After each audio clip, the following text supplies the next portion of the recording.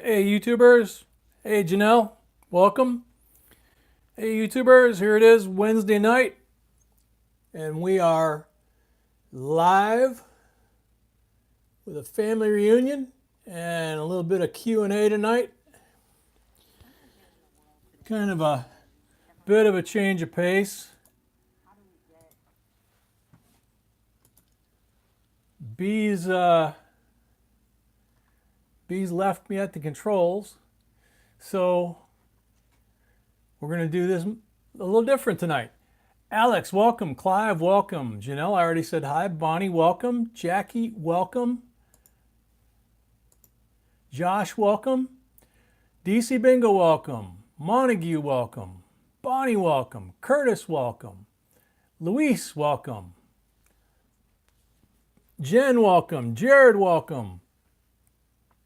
Barbara Reese, welcome. Ike's Painting, welcome. Patrick, welcome. I am flying solo tonight. Mandela, welcome. David Kirby, welcome. Arizona Coins, welcome. Curtis Bilger, welcome. Steve, welcome. Tanya, welcome. Rhonda, welcome. Juan, welcome. Cruzita Flores, welcome. Edwina, welcome. This one here, is that what you're talking about, Montague? Because there's different models. So, oh, Peppy, easy. There's different models, and this one is the 5X. You can see it right here. 5X Eschenbach.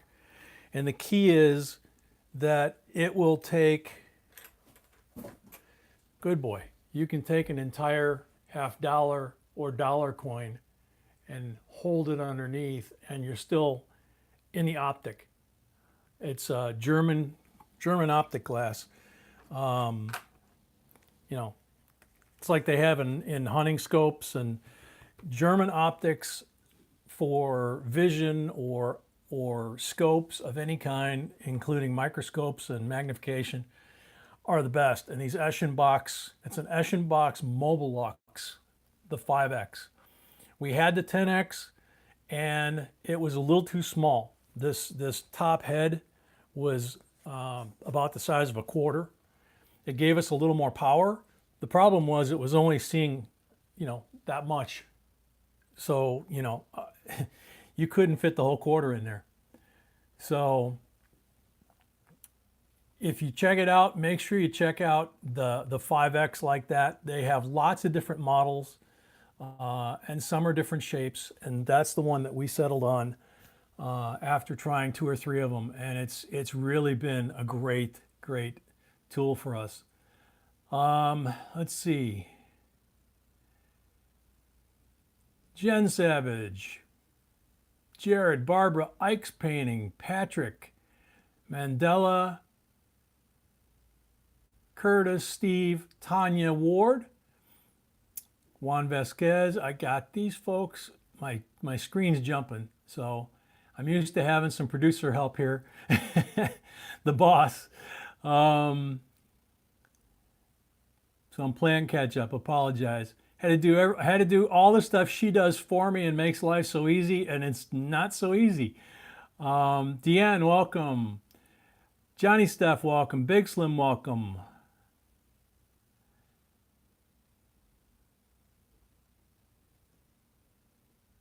Satvifant say.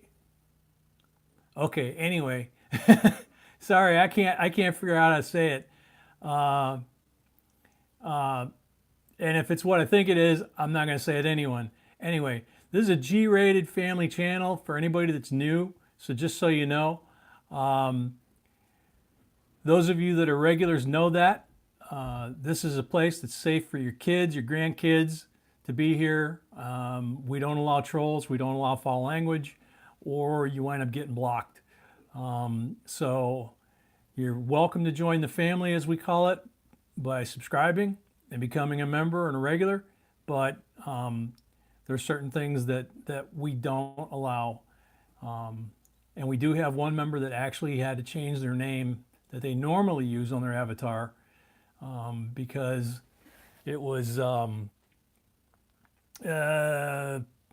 do we say it? It was for adults, and it was very specific, and they wanted to be part of this, and they actually changed it, at least for using here, you know, so that the kids wouldn't see that. So we appreciate that greatly.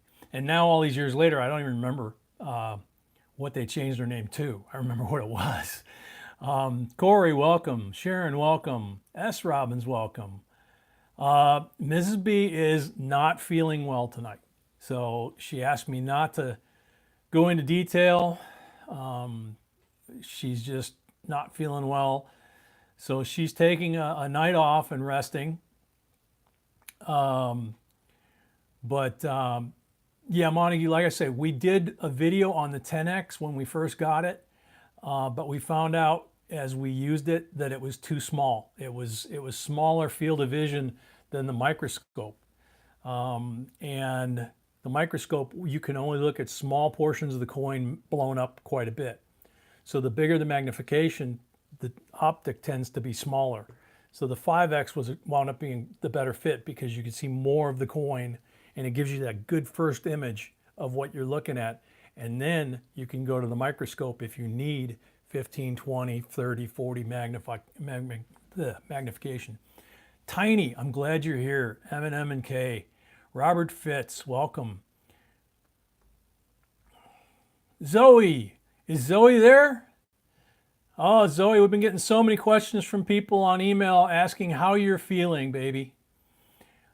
Daryl Ross, welcome.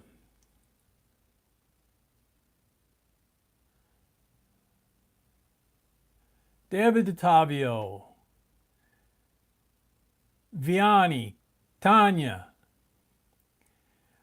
Corey, Vonda, M. Ambrosius, Greg, Last Chance. I'm going to do my best to get caught up here. Cal123, welcome everybody. Enrique, welcome. S. Robbins, welcome. If I missed anybody, I apologize. I am caught up now. Bonnie, yeah, the graders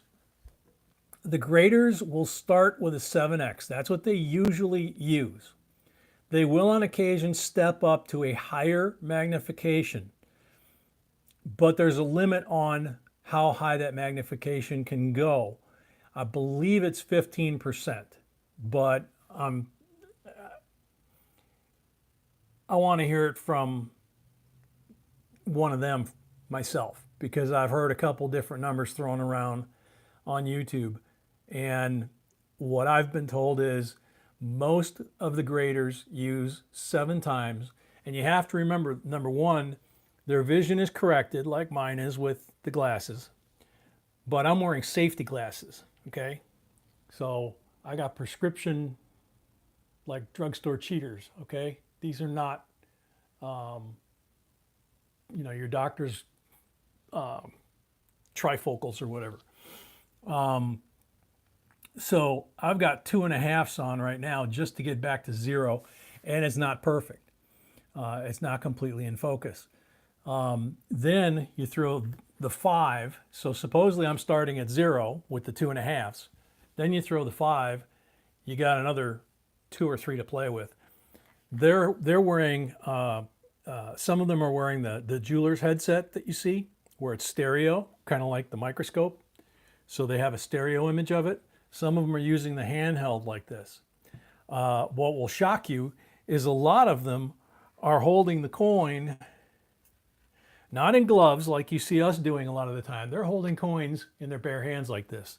They take them out of the flip that you send them to, and they hold them in their bare hands on edge like that, and they look at it, and they flip it over, and they look at it, and they have perfect lighting and everything else. And you would be amazed at how fast they grade the coin. Go check out on PCDS.com or NGC. I believe it's NGC.com. We have the links at JBCOINSINC.com. We have links to both of them. And I believe they both have videos up on how they grade coins. And you can see how they handle them.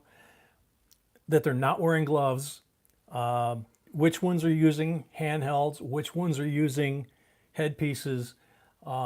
Just lots of, it's really kind of cool. So, you know, if you've never seen it done, you gotta see it. Otherwise, if you have a large coin show that comes to your area, a lot of times the grading companies, whether it's PCGS, NGC, Annex is another one, ANACS, that will attend coin shows and do free, either free show submissions, or they'll do show specials where it's 10, 15, 20 bucks. No, I'm fine. I'm good. B is the one that's not feeling better, not feeling well, ruler. So at the show, they'll give you a discount and you get to watch them grade your coin and slab your coin right there. So that's even better than watching the video. So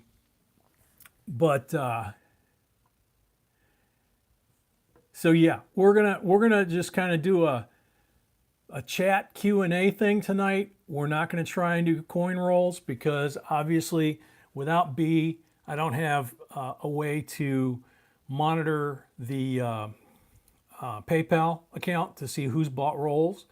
Anybody that's bought rolls for tonight, if I haven't already answered your email, you can transfer if you want. You can either get a refund or we'll transfer your purchase to Saturday when we have 4 boxes available.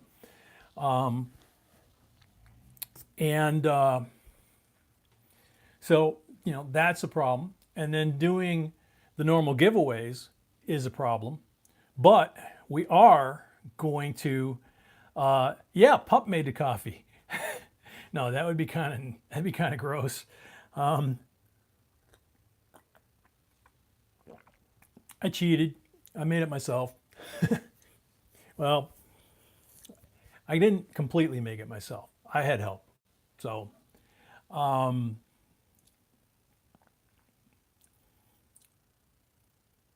Bonnie, trust me, they will not get fingerprints on your coin while grading it. You've got to see these guys. They're like surgeons with the coins. You know, this is what they do for a living. It's kind of the way every once in a while some of you will comment about how fast I go through the half dollars, where the speed varies. And sometimes I'm not going that quick, and sometimes I'm going really fast. They do this all day long, and they get into a rhythm, and they have their workstation all set up, and they're just going. And it just depends on whether they're right-handed or left-handed. But it really is something to see, you know. Yeah, yeah, that would be an interesting video. And I have to kind of explain the setup here too, because you may or may not have heard some coins shifting just now. I'm actually in the middle of shooting a video, also on my own, which I haven't done for quite a while. But it's a multi-day project. So I didn't want to have to remove everything from the table. And since we don't have rolls, I covered it with our little red towel and kind of made a temporary backdrop for us to work with. But there's some really cool stuff under there that when I finish the video and Sweetie edits it, you guys are going to be blown away. And I haven't even finished it, and I'm already blown away by what happened, what's already under there. And I'm probably I don't even want to say. I'm only part way through. I'm not even halfway through. Texas Coin Man, cool. Okay, so used to be Gypsy. All right, we'll get used to that. When there's no rolls tonight, B's not feeling well. Tonight is just chat, but we are going to do this. If we get to 100 likes, I happened to go today, since she wasn't feeling well, I had to go and pick up our coins that we get, one of the batches of coins that we get every week for the giveaways. And as I've mentioned before, you get me into a place that has a lot of coins, like a coin store that's not open. And I tend to wander around and drool, and you know, I wind up leaving with more than what I was assigned to get. So I wound up getting a lot more. Luckily, I wound up getting a lot more than we normally get for the giveaways in the condition that we like, which is a good thing. Quite a bit more. But I also saw some surprises. Yeah, kid in the candy store is a really good word for it. And so what I did was I picked up, and I haven't even told B because, like I say, she's just not feeling up to things. I picked up a couple things to give away for tonight that I think a lot of you will find really cool. I know they have special meaning to me, but I think you guys will like them because of what they are. So if we hit 100 likes, we've got 61 folks watching now. If we hit 100 likes, at 100 likes, we're going to go back to something we haven't done for a long time. When we get to 100, and I'm giving you a heads up way in advance, when we get to 100, I'm going to ask for you guys to pick a number, okay? Now, this is going to have to be on the honor system because we all know about the problems with the lag on the internet, even using the software, which is why we went to the software. I'm gonna come up with a number that I'm gonna ask you guys to pick, all right?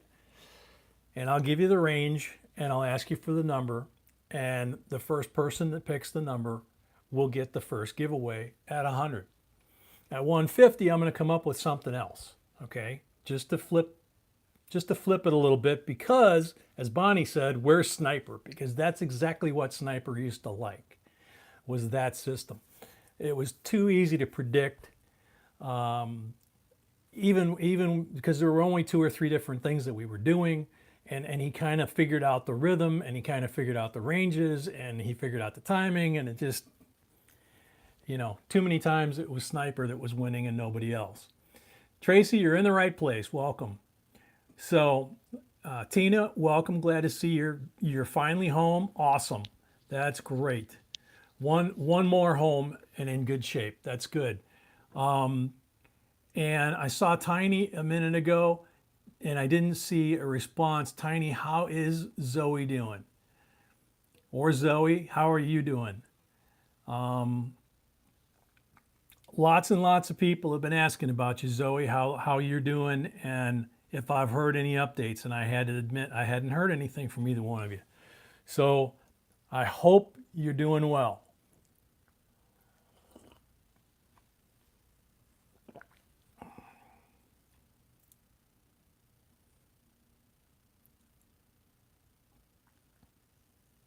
Okay, I'm gonna keep an eye out for that while we're talking. One thing that, yep, see there's Makoto. Makoto, that's what I was just asking, was an update. Tiny is here, but I haven't heard an update. I just asked for one right before you popped up. Jake, welcome. There's Tiny. She's doing okay so far. Many more doctor appointments to go. Okay, good. Tell her we all love her and that everybody's asking for her and that we all miss her. And hurry up and get better and get home. And hopefully you're holding up okay too, Tiny. I know it's got to be tough, man. You're a better man than me. I wouldn't be. I'd be a ball of snot in the corner. I wouldn't be much help to anybody if it was, if Zoe was my little one. So Leviathan, welcome. This is a chill night, man. It's family reunion, Q&A. We're going to have a couple of giveaways, but there's no coin rolls involved tonight. Greg, wanting to know about the 42S nickel. I've been hearing a lot about the 42S nickel lately, and I have to admit that's one of those that unfortunately the other half is, she knows about that one. I really have not, other than what I've heard on the internet lately. I really can't speak to it. I just don't have the expertise. Jason, is there an 88 wide AM?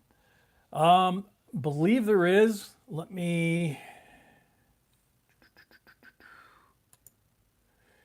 It's not going to let me do it. I was going to pull up one of our lists and cheat, but because I can't remember them all, but I believe there is. Arigato, welcome. Leanne, welcome. Maybe one of the guys here will know, or guys or girls.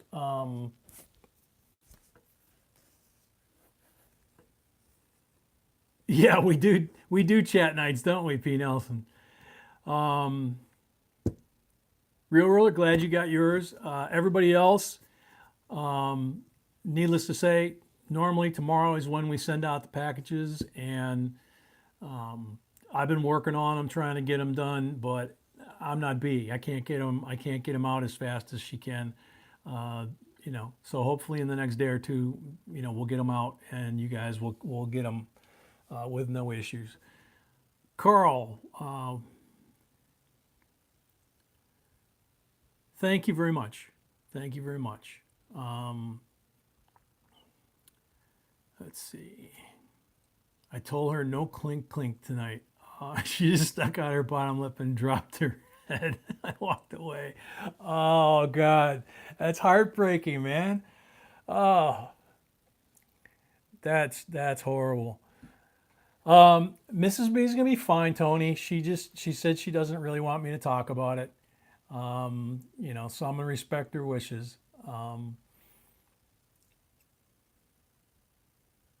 Texas Coin Man, I do have a 42S, but my question is, I have some different size mint mark and placement. What's that about?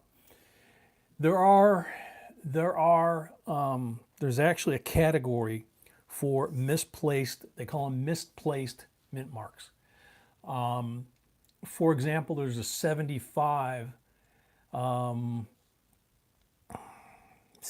nickel, and I believe it is the Denver that Q David Bowers a few years ago, I don't know if it's still out there, had a $5,000 bounty, I think it was, for the first person that brought him the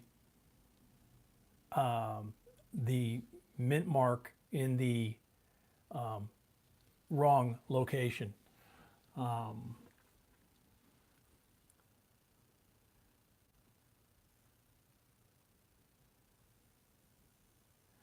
No, I have not seen the article about W mint marks showing up destroyed in sets. The way they are packaging them, I'm not surprised. We actually, when the first ones came out, we actually got a couple of folks asked about them, and there were a couple that were scuffed up, not what they expected. And we told them, send them back to the mint, contact the mint, send them back. They will make good on it, and they will swap them out. Anytime you buy something from the mint, doesn't matter what it is. If it's an eagle, if it's a mint set, if you open the packaging up and there's something wrong, sometimes you'll open a mint set and one of the coins has come loose and it's flopping around in there. Well, obviously that's an issue. You can send it back to the mint and they will replace it. Okay. So we did find one in the first series of mint sets, that the clad mint sets with the first set of W pennies that we've set aside. And we've got a package that's going to be going out in the next few days to PCGS. Actually, we've got a couple of batches. We've got you have to, with the grading companies, you have to read their instructions very carefully. And in this case, we have to send off a couple of different batches, okay? Because of their rules of what can go together and how many you can send, that kind of thing. Joe, we're live right now. We aren't doing rolls tonight, but we are doing a giveaway at 100 and a giveaway at 150. if we get to that. Okay, I have coins picked out for it, and it's just basically a Q&A tonight.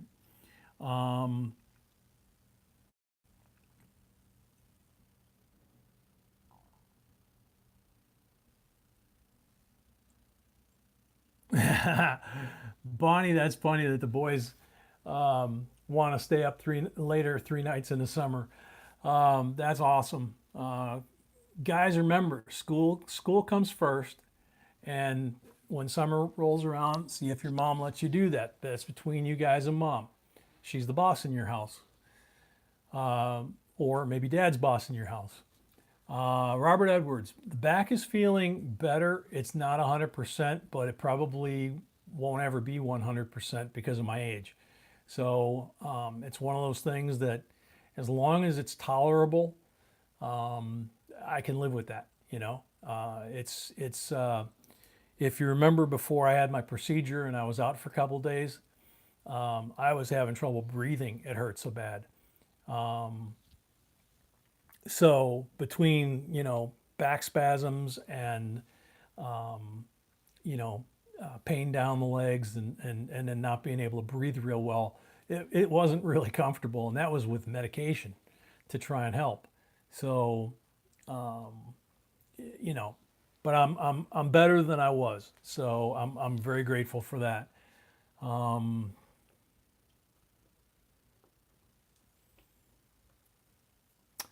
Shantae, okay, with a coin like you're talking about, if you want to take it to auction, you do have an option.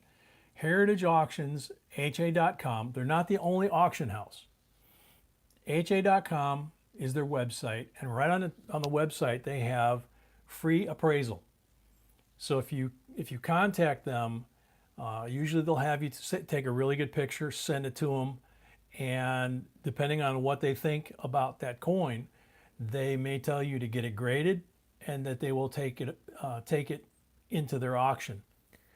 If it is too small of an amount for them, because they're a big auction house, you have other auction house availability through Great Collections, which I think there's a link on PCGS's website, pcgs.com.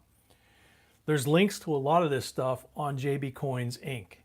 That's why we've got some of this stuff out as reminders, that if you go here, you've got links, to the grading agencies, to all of the products and things that are there, including coffee mugs and stickers and this stuff. The scale. This is like $8.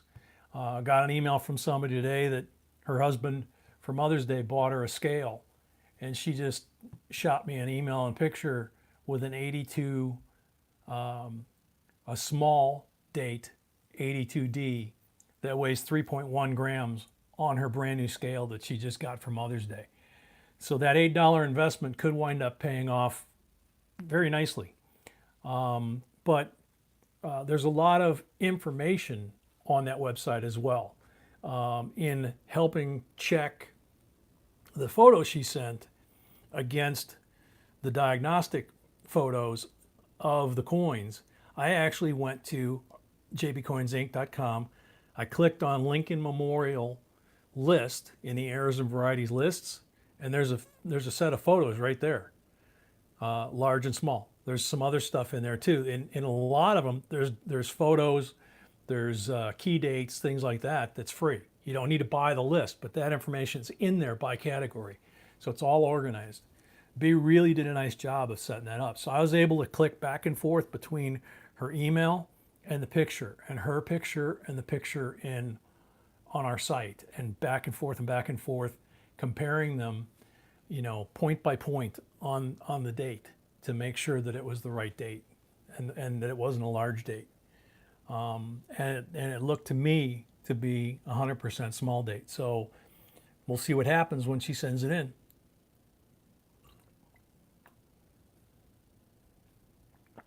Excuse me.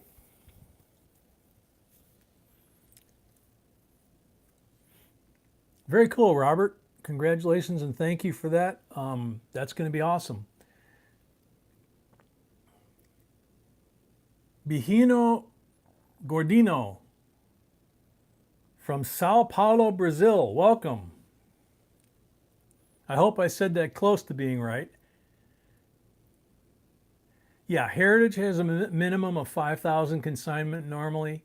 And but it can be one coin or it can be multiple coins. But if you submit the coin and they say, like in the case of the 82, if that turns out to be a legitimate 82D bronze, copper, it's supposed to be zinc.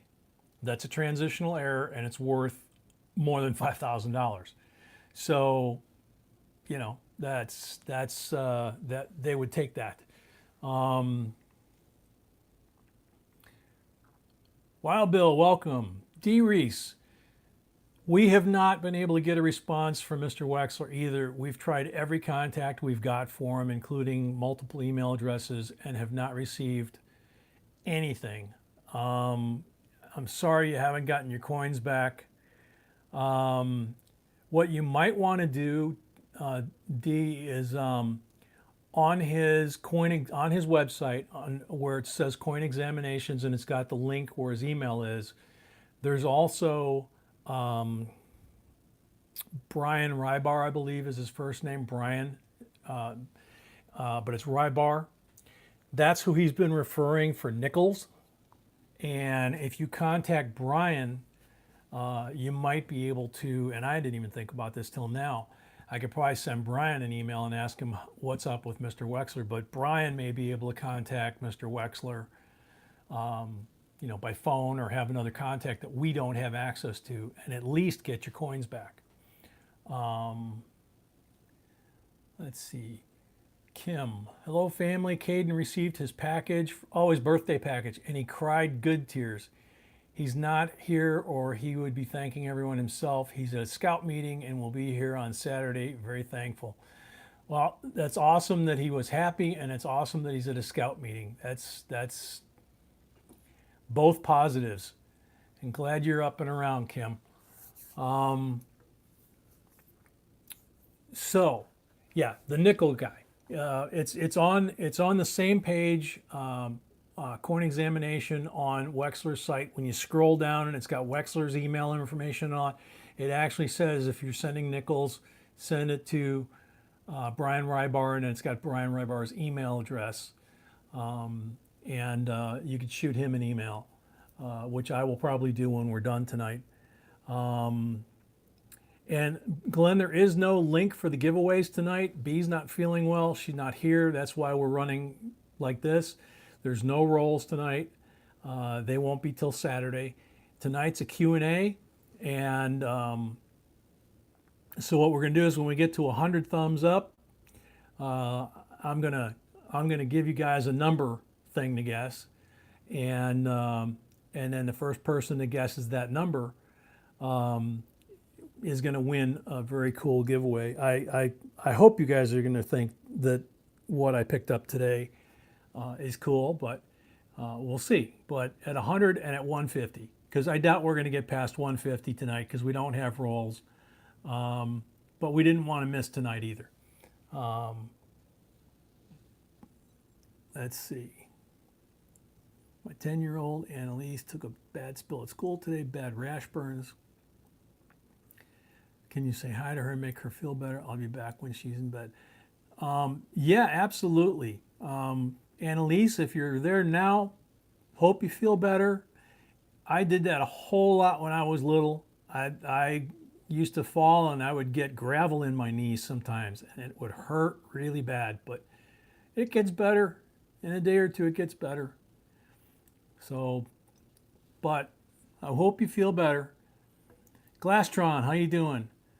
Yeah, she'll be, Mrs. B is Mrs. B. She's tough as nails. She's a sweetheart, but she's also tough as nails. She'll bounce back. She'll be fine. She'll be with us Saturday.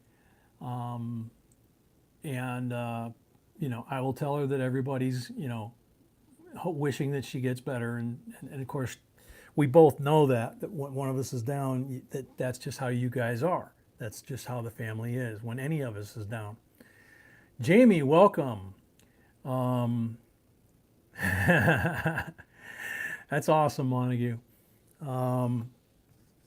So, all right, couple things I'm going to throw at you. One of the things that, and we've done videos about this, and we've shown them in videos before, but oh, tell Annalise that Ann B are sending her hugs and love. Okay, you just did. But I wanted to do this for you. We get questions a lot. This is a 2003 NIFC clad, and it's, kind of a regular finish coin, a business strike finish coin, right? So we get a lot of questions. How do I know if it's an SMS? Okay. I'm going through my 65s and 6s and 7s. I think I got SMSs, but in fact, there you go. Texas Coin just asking about it. Came across a set real cheap. Well, we've got sets too. We've given away sets.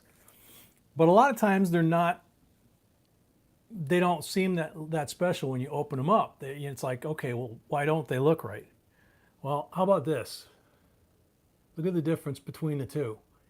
This is a NIFC. It's not the same year, but this is a clad coin. This, on the right, is a 1965 SMS that, believe it or not, when our order of coins came in for 40%ers for you guys for giveaways, this was like last week. SMS, okay? That's a 65. There's a 66. There's a 67. And there's a regular strike. I guess putting it down there, you can still see the difference, even that way. But, let me hold the 67 up here. I mean, look at the difference in the finish. That's why they call the SMSs proof-like, and like the 67 here, you can get a decam effect. And these are highly desirable. So, I mean, I was going through sorting out what we got, like I always do, and I started finding these. I started finding S proofs, 68s, 69s that were in those cases they were 40%ers, So these are 40%ers too. But it was just, I thought it was just so stunning because I'm pulling out, 2008, 2009, 1968, 1969, 1970 S proof, 40% silver. And then I start pulling out 65, 66, 67, and I'm going, huh? So these things, there is absolutely, if they're that nice, they're just absolutely no mistaking them. And how this guy wound up giving them to us, and I mean, we got a lot. It wasn't just one or two. We got quite a few very cool coins in that batch last week. So I wanted to show you that because it's like little Kennedy mirrors. They look almost like the NIFC SD-cam proofs that we find when we're going through the boxes. That's the kind of finish that a lot of these that we found in that batch had. And they're so much different than even the coins we're pulling out of SMS sets that don't really have that decam finish. Their finish is a proof-like finish, but it's more of a matte finish. And when you find one like that, it really sticks out.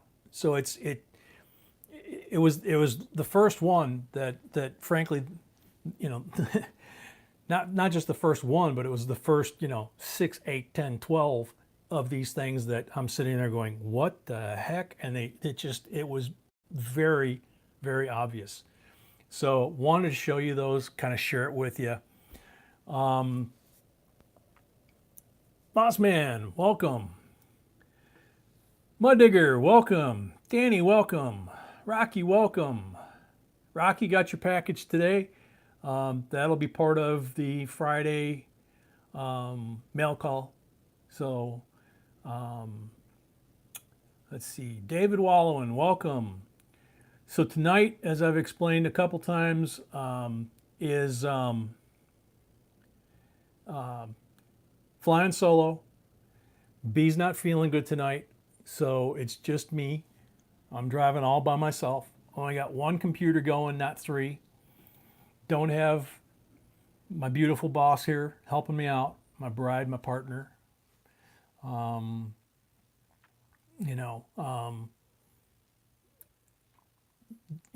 The only thing worse than having your sweetheart down like that is when it's your kids,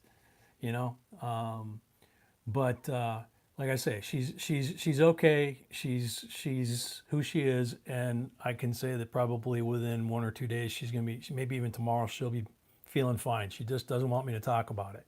Okay, other than to say that she just doesn't feel good.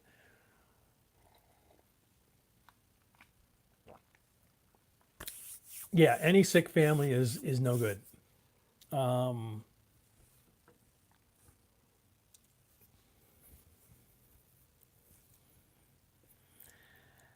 Linda, been there, done that. One of the most effective meds for my back issue. That the government has decided to target it and has put a lot of pressure on doctors not to prescribe it anymore. And they don't, government being government, they don't see any difference between people using heroin and people having a prescription for chronic pain. And there's thankfully more and more in the last few months, there's thankfully more and more articles that are being written about it that, are trying to explain to the doctors and to the politicians that, hey guys, you really overshot this. You're hurting more people than you're helping, and you need to kind of rethink this.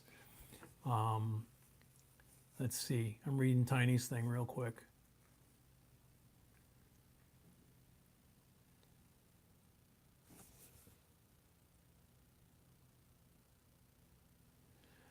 Man, Tiny, out of all that alphabet soup, I only got one of the four, but and I haven't seen the copy that you sent us. B did, but I haven't seen the copy of the thing that you sent us about her, which is really cool. I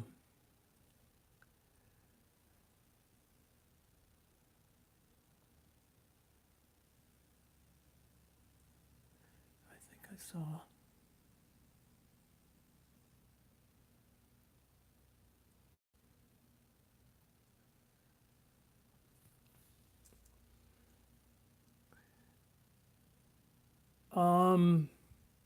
I don't have a bicentennial dollar out here. I'm not sure where you saw that. We have bicentennial half dollars. In fact, I've got one over here that came in that same batch, and this scuff mark is the airtight, but that's a DCAM 40% bicentennial S. So it's a 40% silver half dollar bicentennial, and like I say, I got to put it into a fresh airtight because this one's all scuffed up. It actually came this way. It was just banging around. Luckily, it was in the airtight, but it was banging around in with the coins that we use for giveaways. And I guess this was supposed to be a bonus for us, and it is. It's an awesome coin. I'm really, really pleased to have it, but I got to get a new airtight for it because it really takes away from, I mean, look at it. Look at how dark that mirror is, that decam.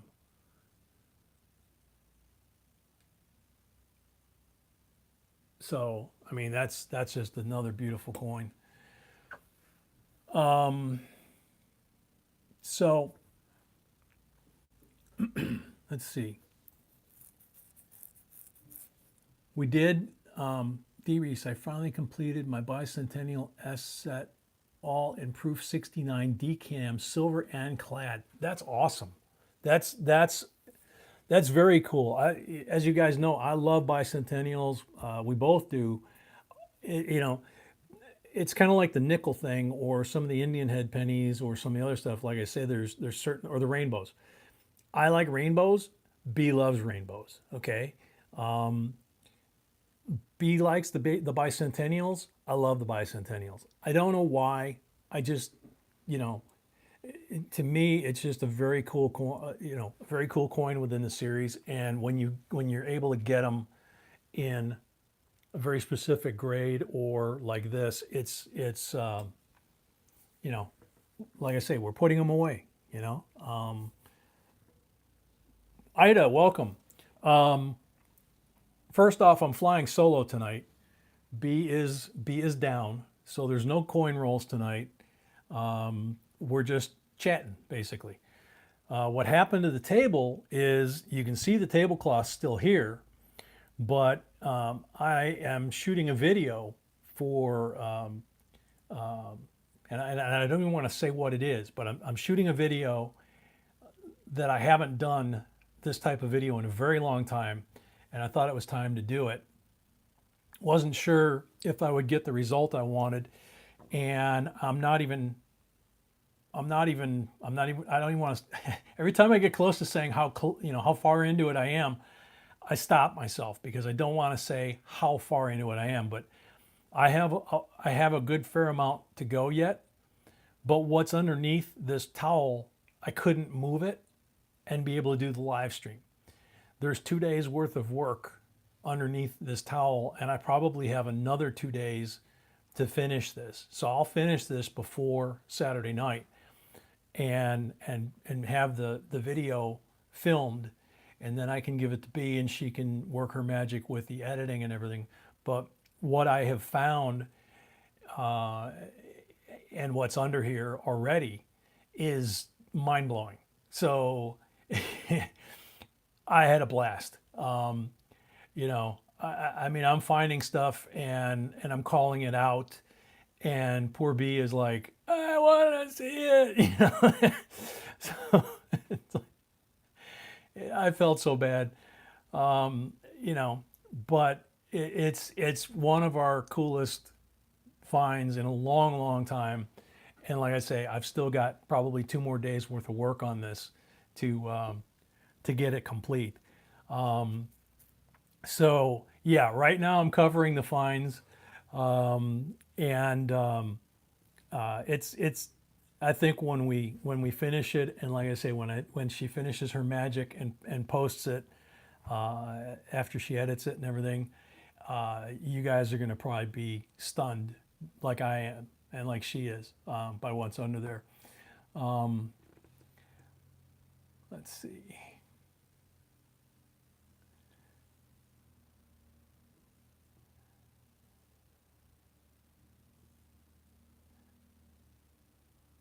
Yeah, Linda, that's one of the things I've actually talked to B about, is showing you guys kind of a behind the scenes, how this gets out of hand, especially when you're doing a channel like we are, and you have B shooting, B's working, getting the scripts together and all the stuff she does, doing the mailings for you guys, and also doing the scripts for me to shoot videos of what she wrote, and then editing the videos that we shot, she and I, because she wants the camera a certain way. So, she's actually basically filming it while I'm reading it, and we're working together on that. And then she takes that and does the final touches to it.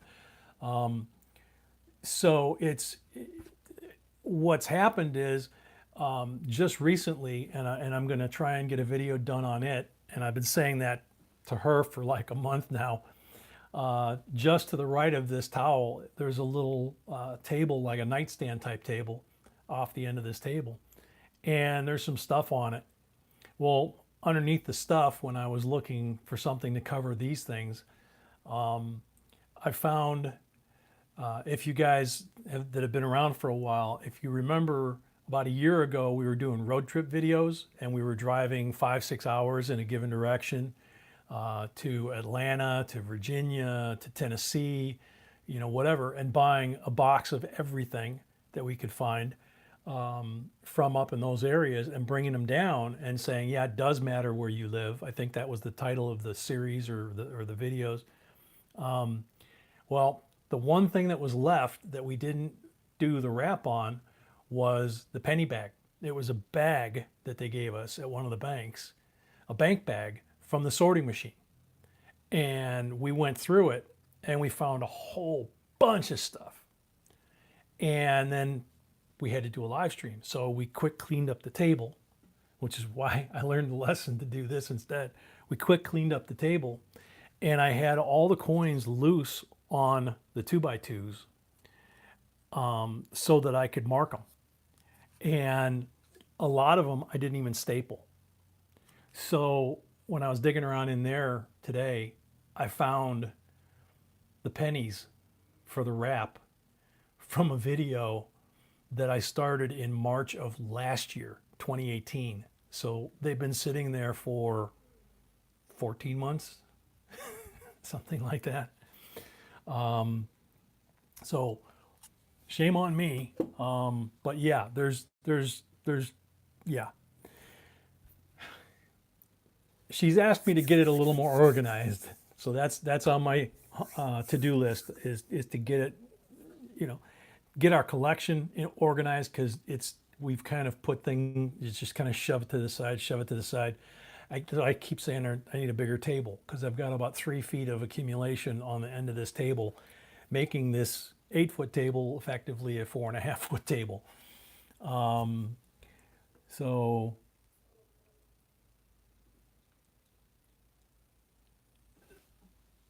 no, she might be watching on her phone. Yeah, I don't have. She does have the ability to send a message, so I wouldn't be completely surprised, Makro, if she did send you a message. So on the phone, obviously the camera, I can't do that. So we're 7 away from the first giveaway that I picked up today, and so when we get people are saying B texted me. Sweetie, if you're watching, I can't, I got no way to switch. I only have the one laptop fired up. Let me,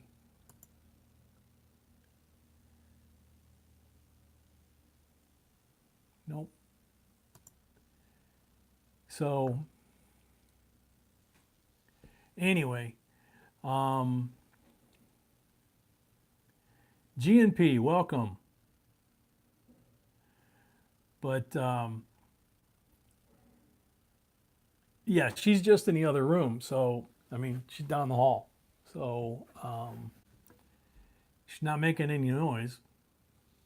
Door's open. So, anyway, we're at 99. So what I'm going to do, we got 80 watching. I'm going to go out and write down a number.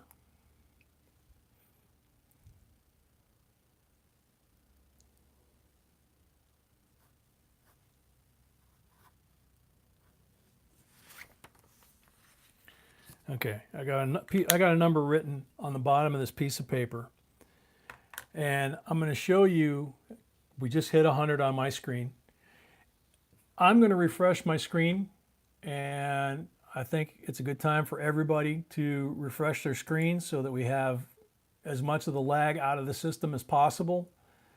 Remember, you can click on the ad and skip it, and then click out of top chat, and you should be right back.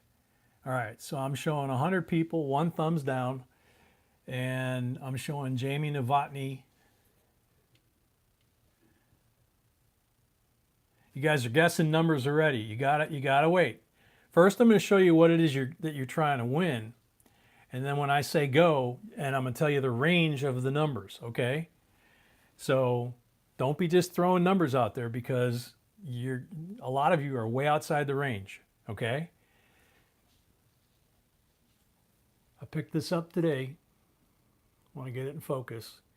This is an 1892 Columbian Exposition, first year of the Columbian Exposition.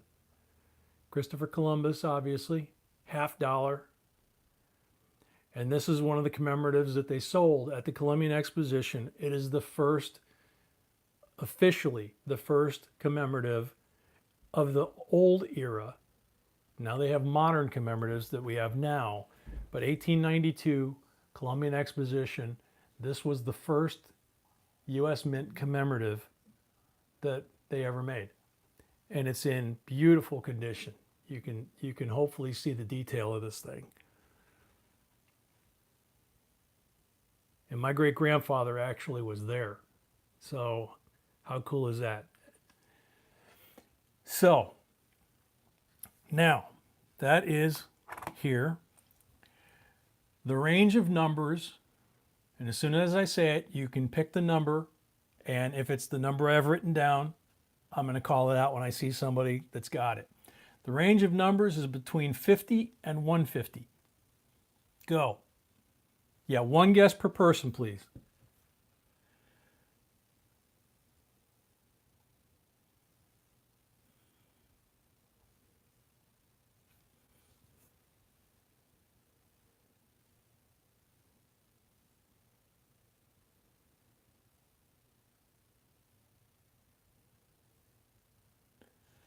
I forgot how fast those numbers go by.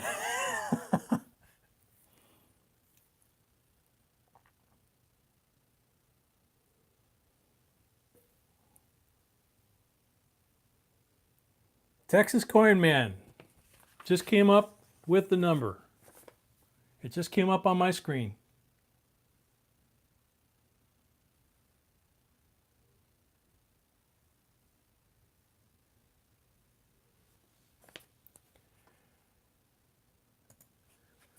So I'm going to cross that one out.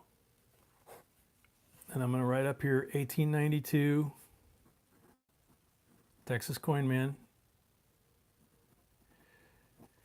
And remember, just like any other night, I'm going to need you, especially tonight, I'm going to need you guys, because there's another coin besides this one at 150.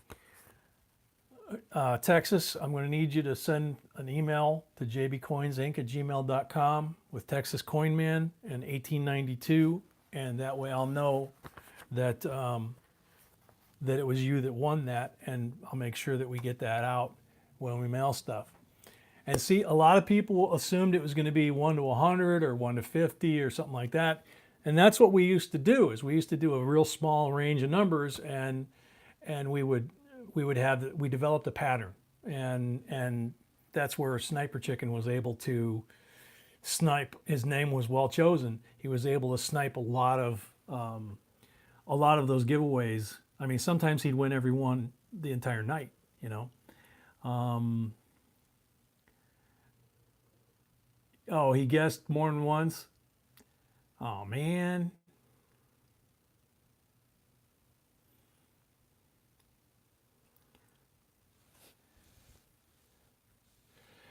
Well, I would, Bonnie, except I only got 2 coins today for you guys, because I really didn't know if we were going to have a big turnout or how long we were going to stay on the stream.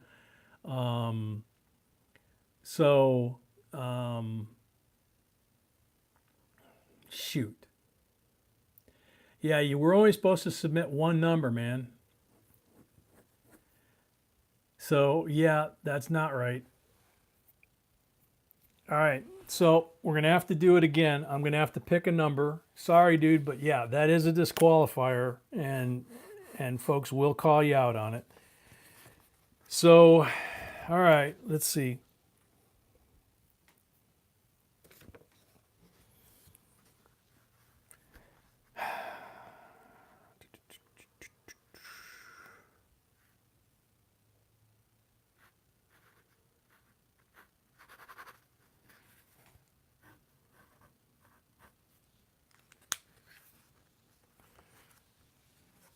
Okay.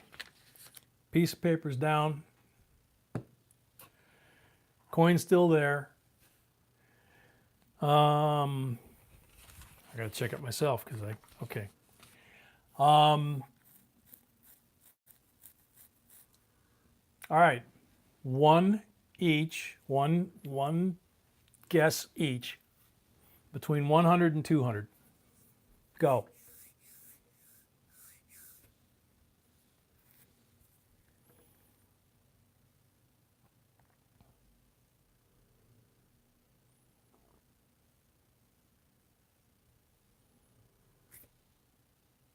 Okay, got it. And actually, nothing against Texan, Tex. That's going home with Tiny. Tiny was the first one I saw, and you guys can check it. 164 was the new number.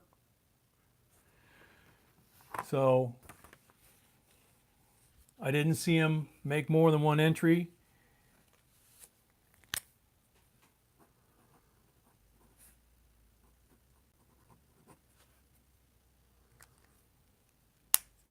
You guys checking? I know somebody probably is.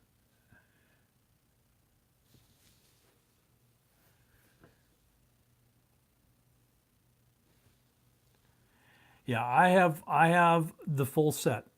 They actually made that coin for 2 years because the exposition was in Chicago for 2 years. Thank you, Ruler. I had a feeling you would check it for me. Appreciate the help.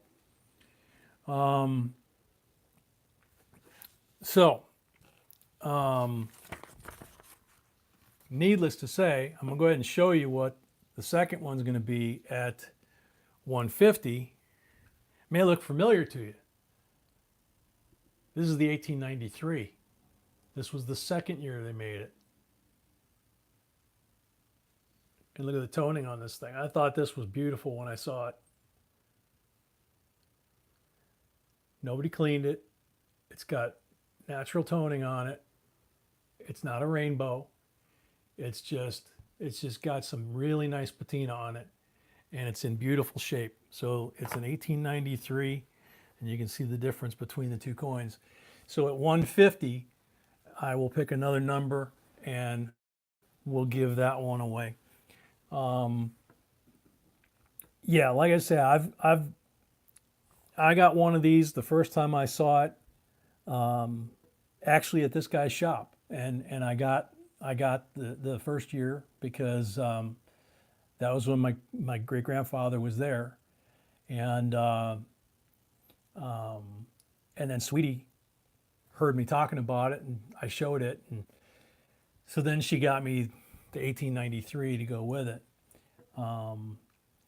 So Tony, it's like anything else. It depends on condition. I've seen them anywhere from $20 up, depending on if they've been graded. In raw form like that, you know.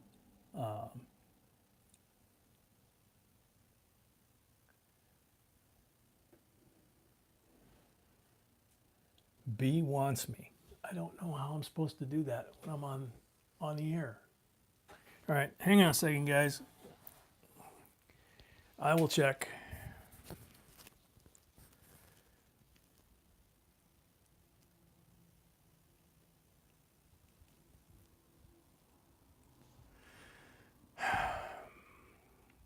Okay, yeah, I just saw it pop up on the phone, but I'm gonna go down the hall and check on her.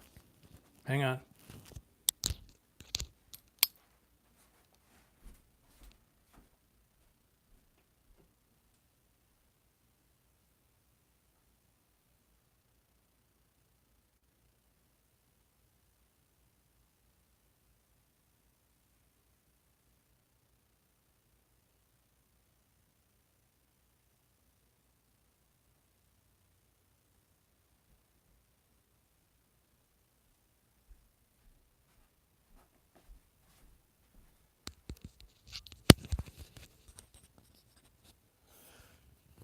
I forgot to flip that so that it would swing more while I was gone.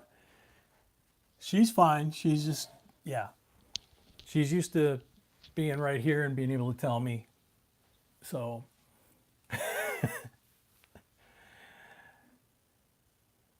yeah, she's telling me not to do the giveaway because of the way I'm doing it. So I'll tell you what, we're gonna give this one away. I guess we'll give this one away on Saturday.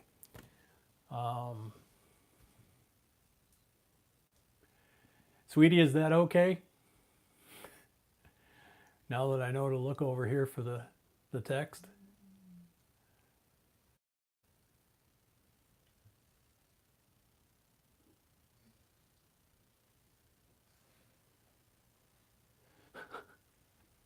It's funny because the phone is the camera, and you know, I didn't realize that if I looked at the phone, that the text pops up and then it streams off just like your guys' comments. But it's a very small screen, so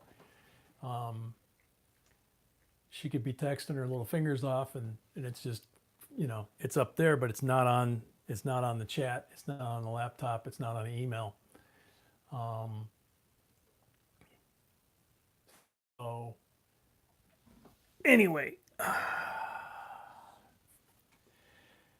oh well. Tiny gets his. Yeah, I already did that one. So can't can't can't take it back. There's certain things that just I just have to do it that way. Like I say, we yeah, yeah, nice one, KC. Um, yeah, I'm not seeing anything. So yeah, Danny, it was fair. It's not a matter of that. It's, there's one of the things about YouTube is they're constantly changing. And as consumers, we see some of that as consumers of the product. And a lot of times we don't get the changes that we like to see as consumers.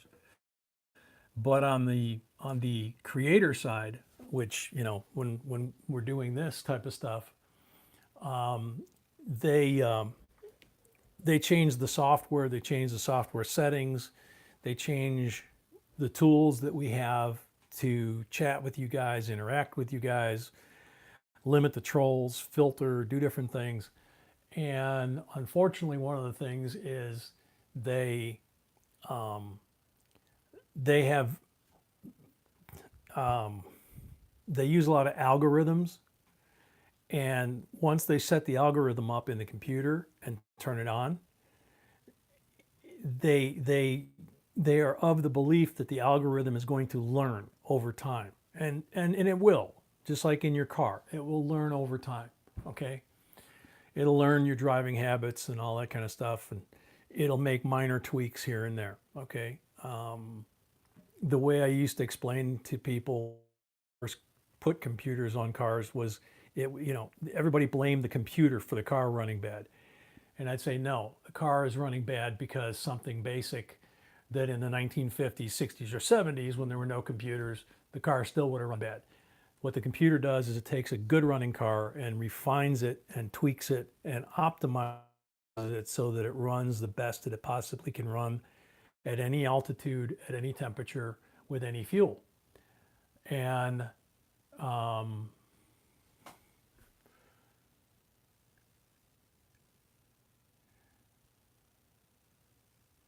read the text. I know she's telling me read the text below.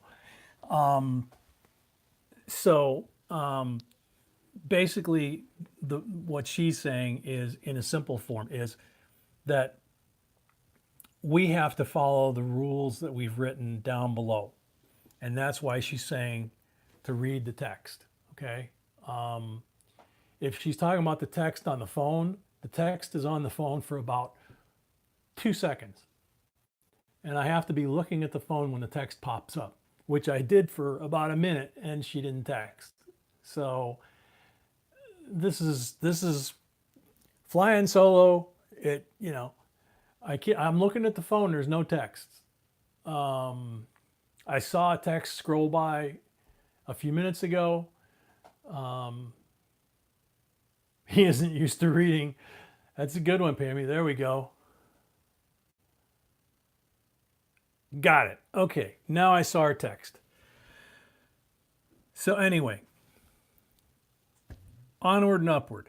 So we're going to go ahead and I'll make sure that this coin is in Saturday's giveaway. The giveaways for Saturday. Tiny will still get this coin. Unless the boss, my beautiful bride, sends me a text saying that we can't do that. And we'll find a way. But I believe it's, it is what it is. Excuse me. I just felt bad coming on tonight and not having anything. So, but like I say, it is what it is. Funny money. No, you didn't miss the show tonight. Tonight is kind of an odd night. I'm flying solo. B is not feeling well. She's asked me not to go into detail about it. She just feels really crummy. But she's supposed to be resting, and I'm supposed to be doing a Q&A session. I gave away a coin, and she was watching it from bed, and she texted me. Everybody else was seeing the text, but I wasn't seeing the text because I'm not looking at the camera, and it doesn't show up in the stream. So anyway, it's been a pretty funny. I should take her phone away. No, that would not be a wise thing to do. Oh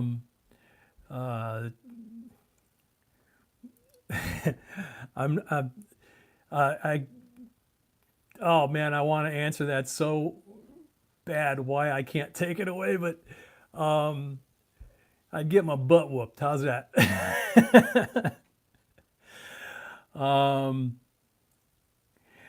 But show us under the towel.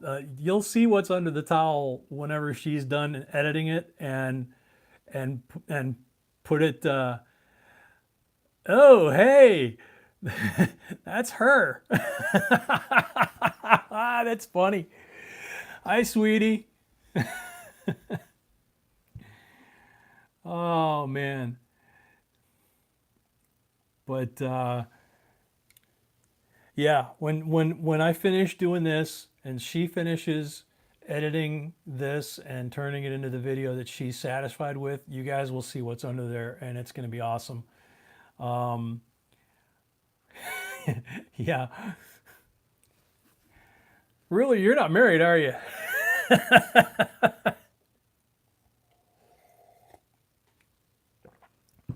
Hi, puppy. What's up? What's the matter? You hear me talking about mama? Yeah. Why don't you go see how mama's doing? Go ahead. Move that. Go ahead. All right. So, camera's working fine. I'll make sure I keep my hand here in the picture and move it every once in a while. So, because Real Ruler says that I can sit still and look like we're frozen. But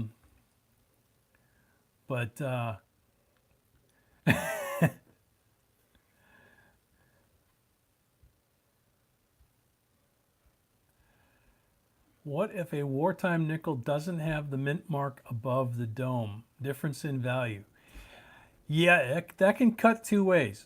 The 42D, I actually learned the hard way. The 42D technically is a war nickel. The 42P and the 42S have the mint mark above the dome.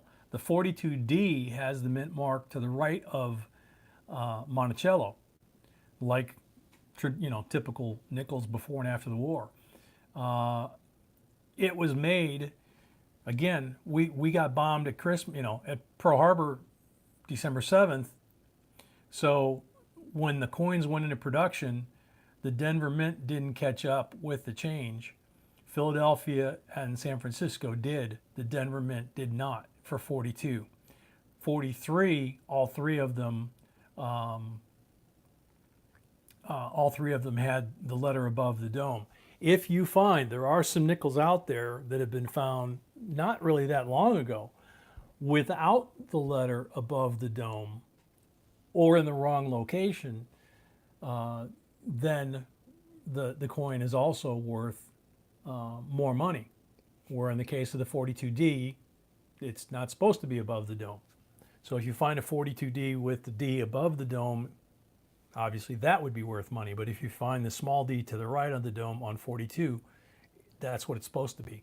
So it's just like any other coin. You've got to know what. B says it all the time, and in all the scripts that she writes, she always makes sure that we put it at least once.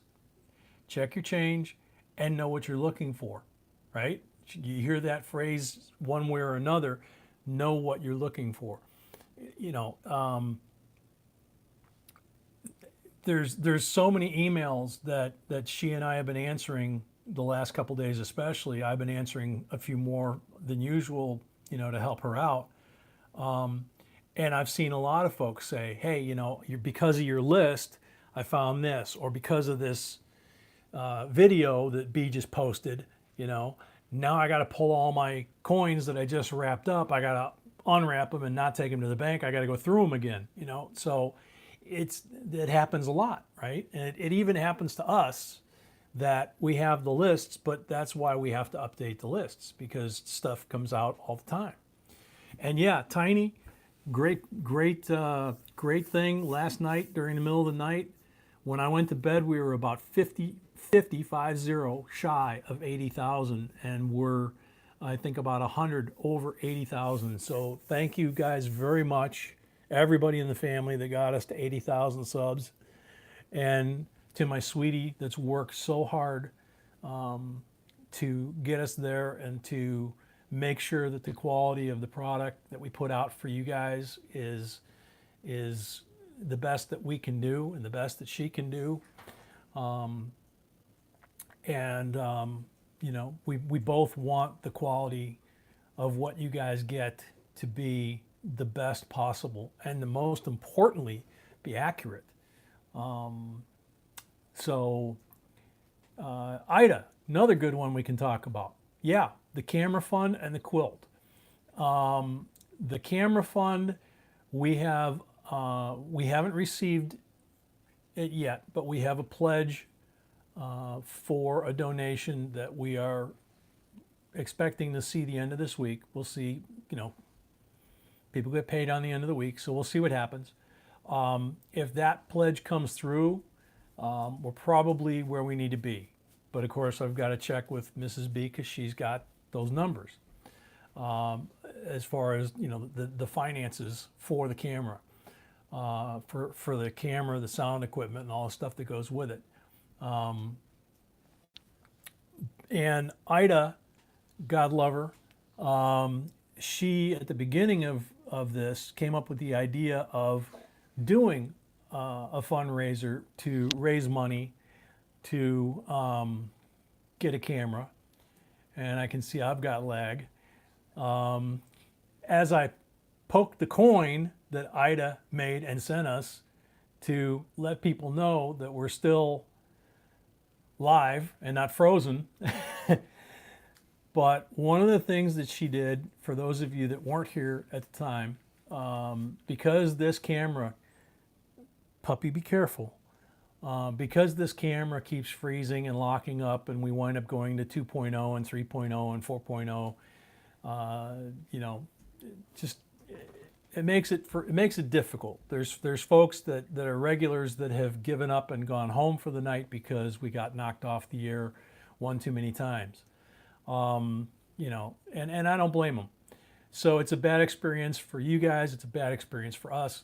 And she came up with the idea of, well, let's do a fundraiser. Let's raise money, kind of like our own GoFundMe, or kind of like what we've done for Pammy J or Noel, if you remember Noel, when we did the auction of his coin collection so that he wouldn't lose his house. So she came up with that idea, and we tried. It took a while to figure out how could we do it, and you know, and have it be fair and all that. And in the meantime, she offered to make a quilt with pillow shams and the whole 9 yards, custom made, and auction that off. And Donna Mack and John L. won that, and they got to work with Ida, and she designed with them a king-size bedspread that expressed their faith, their religion, their family, their love for each other. And at the bottom, it has, at the foot of the bed, it's got their names. And then in the middle, it's got this big, beautiful piece of art. I mean, the whole thing's a piece of art. And then it's got, somewhere on there, it's got if it's like the one she made for us, it's got a tag that says this was custom made for, you know, in our case, JBCOINSINC by Ida, you know, and then the date and all that. She makes these heirloom things, and if you go to her Facebook page, we've given permission for her to put the link. I think she said last time that she mentioned it, that she's got like 8 of you guys that she's making them for right now. So her plate's full.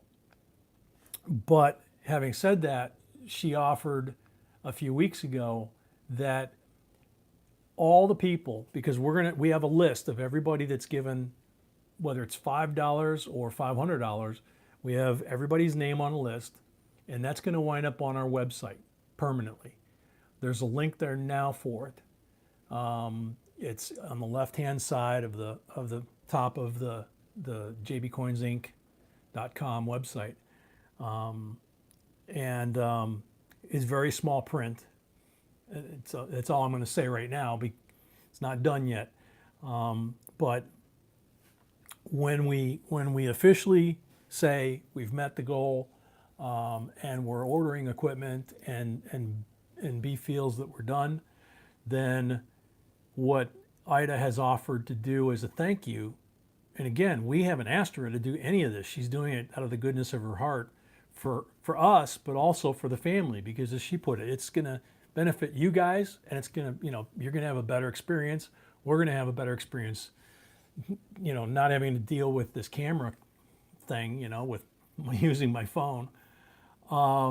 And she's going to pick a name from all the people that donated to the camera fund, and she's going to pick a name, and she's going to make a 70, no, she changed that. It was a 72 by 72, but didn't you change that, Ida? I don't want to speak for you because I can't remember, and I don't want to bother B. Did you say that it was going to be different from the 72 by 72?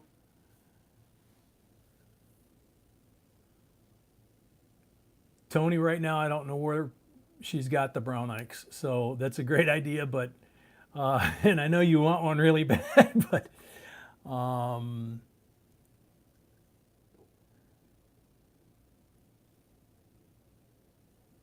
any size, that's what I thought. Okay, so initially she said a 72 by 72 throw like what we have, and then she said any size, even up to what Donna and John got, which is a king size with the pillow covers. I call them pillow covers, pillow shams, and all the foofy stuff that goes with it. I mean, it's just absolutely amazing how she matched everything. It's like something out of a magazine that she made for them. The whole thing, the way she made it fit their bedroom.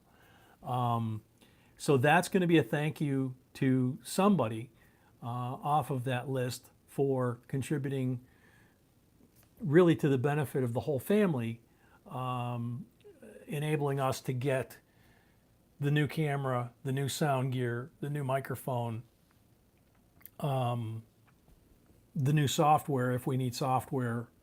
We don't know if we need a soundboard. We don't know exactly what we need to do yet.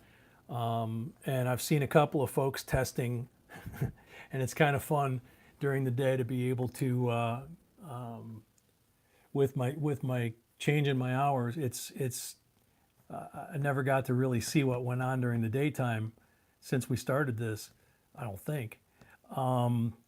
But I've been noticing a few folks with new channels that are testing their software, and it's like, pay no attention, you know, you know, but they have to go live, I guess, with a certain one of the software types. They have to go live, and they have to basically pretend like they're doing a live stream and check all the buttons and settings and all that kind of stuff. Mrs. B is going to have a microphone now too. Actually, there will be, the way I'm planning to set it up, the one camera that I'm kind of pushing for, which we have not picked the camera yet. There's a possibility that we may do something. Ruler and a couple of other folks that we've talked to have talked to us about a couple of different options. We may wind up actually with the high tech and the lower tech, if you will, for want of a better way to say it, where we'll have a main camera that will have multiple mic ports, and you can plug it into the wall, and that's the main camera. But then you also have like a USB microphone or USB camera, excuse me, that you can position, you know, anywhere you want. So there's some different things, and that's why I say, you know, sound and things like that. We're going to probably have the USB camera. We have the ability to do that with the microscope. So we're gonna try it with the microscope first and put the USB camera in the microscope. But we may just skip that and keep that freestyle and just use the USB microscope that's on our website, plug that in, and then instead of trying to, you know, do this all the time, we can just put that under the USB microscope if it meets, you know, if it meets the quality that we're looking for. So yeah, puppy cam, that would be cool. Dedicated puppy cam. You guys would probably be looking either at, let's see, right now he's face down on the rug on his side, sleeping, but he could be looking at me, my legs, the bucket. He could be sleeping, who knows. Oh no, poor puppy. Juvenile epilepsy on a dog? That's a shame, Mud Digger. You're saying he'll grow out of that?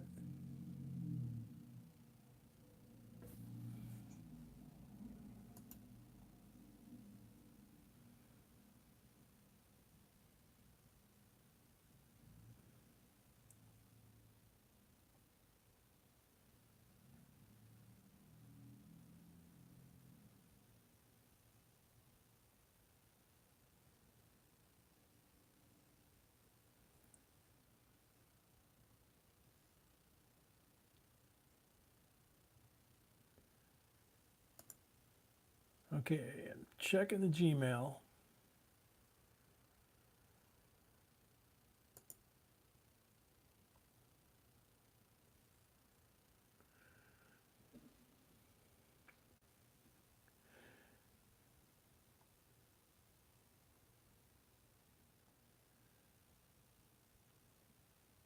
Okay, let's see. Heather or Sebastian, either one. We got a donation for rolls tonight. We don't have any rolls tonight. It's just chat and Q&A because B's not feeling well. So I'm not sure if that's what you wanted me to check, but that I found that.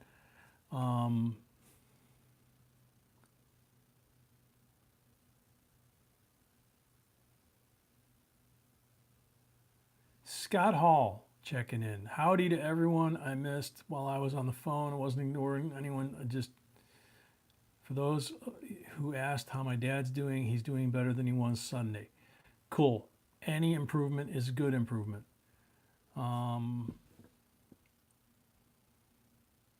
Okay. So hopefully we're doing okay. And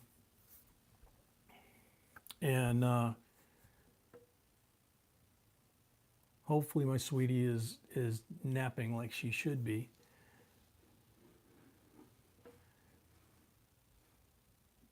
Redesign your table with a I was like, resign your table, what? With a trap door. After you check the coins, you won't have to pick them up. It'll save your back and will be cool. Actually, yeah, I do have it here. It's in the middle of being used. What I came up with, because I've told you that the bank allows us, since we do so much volume, they don't want us to bring coins back, bank rolled, customer rolled,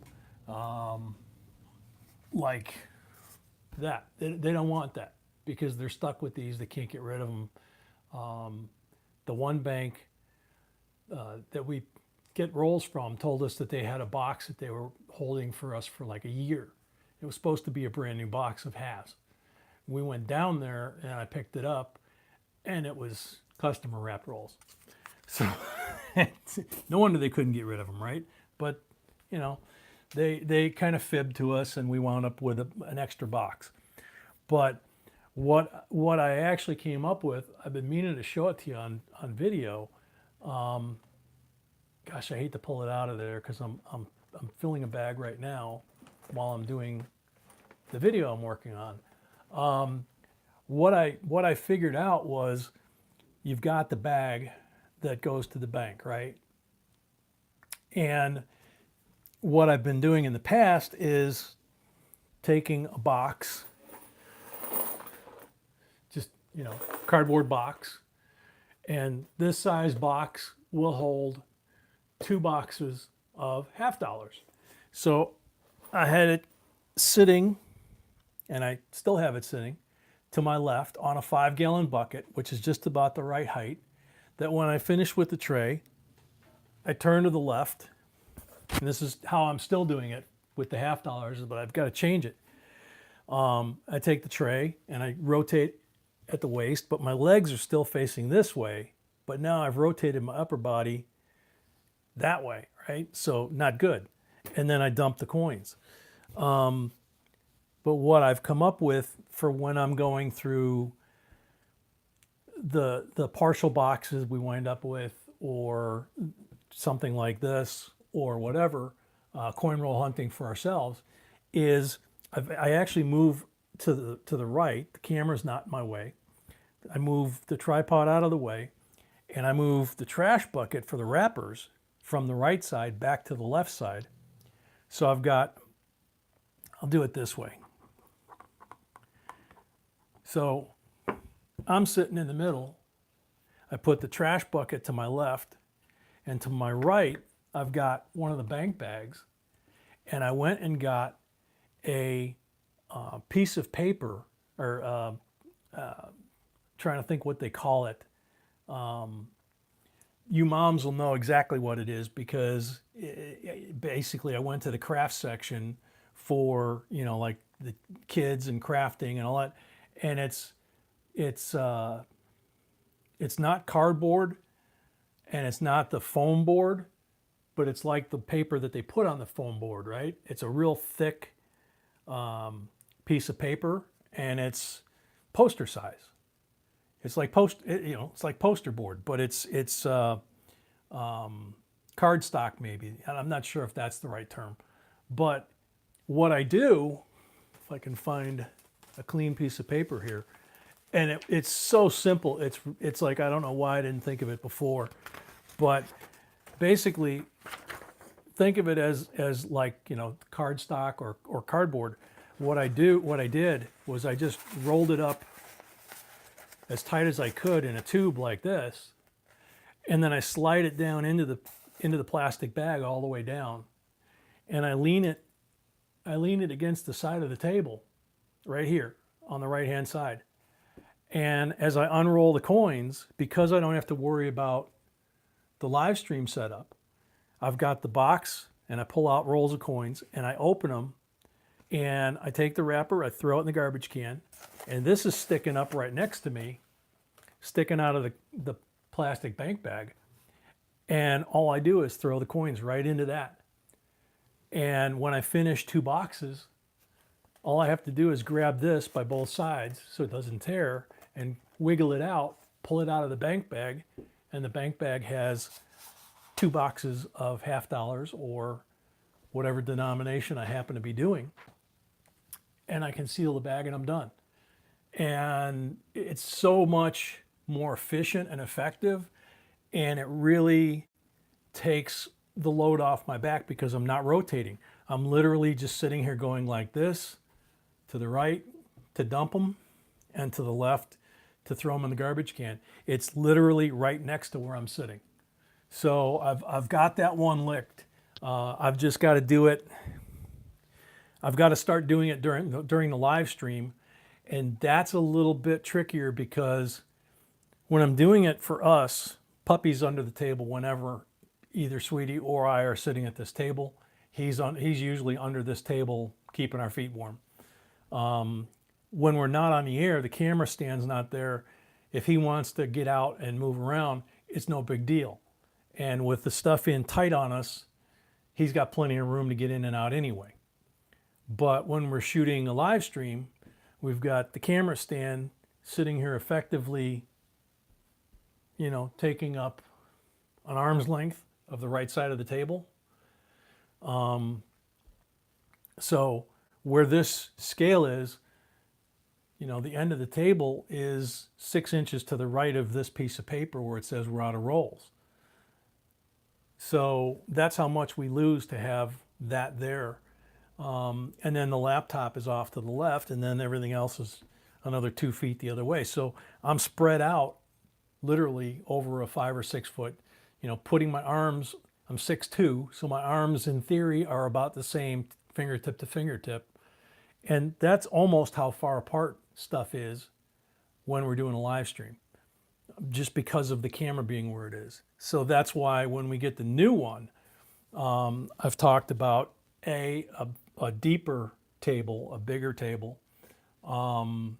No, I actually, Trapstar, they told me a heating pad is the worst thing to put behind my back because of the type of injury I have. They said ice packs are actually better. And Connie, that's actually something that that I was working on. I actually went to Home Depot and Lowe's to try and get a PVC, of all materials, a PVC adapter, size adapter for plumbing pipe. What I'm going to have to do is go to a commercial plumbing house, because I was going to get one with a 6 or 8 inch throat at the top and have it come down in size so that it's like a big funnel, right? But the bottom of it would still be 6 inches in diameter. So ideally, if I can find what they use in commercial applications that's like 10 or 12 inches, like the size of a dinner plate on the top, the opening that I've created with this piece of paper is about 8-10 inches across. So if I can have that size opening and then have it either straight piece of PVC or black pipe, black PVC, not cast iron obviously, but Schedule 40, Schedule 80, something like that. If I have a funnel fitting, I can put that under the table, cut a hole in the table, and then just shove it right in and have it go right into the bag. But I like that better. I like that better than the trapdoor. Just being able to just take it like that and just open your hand, just like I'm doing now with the piece of paper. that was the first thing that I was looking for, and I couldn't find anything that was big enough. The stuff that they have there, Schedule 40 and Schedule 80, was limited in size. They didn't have anything big enough. So I'm going to have to go to a regular plumbing supply to find something larger. And this table is underneath this cloth is not wood. This is a table for entertaining. So I can't cut a hole in this.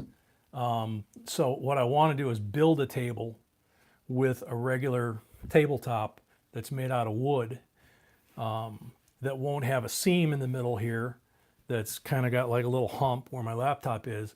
It'd be nice and dead flat, and then cut the hole, and then be able to, you know, be able to drop it.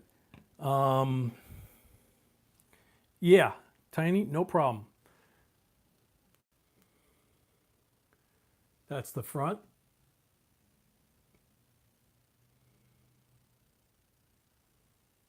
And there's the reverse.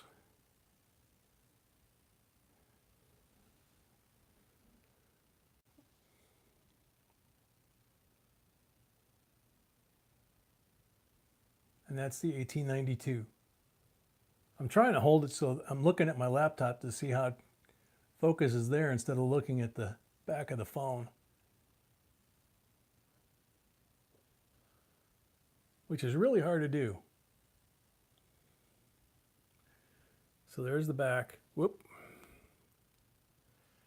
and there's Columbus on the front.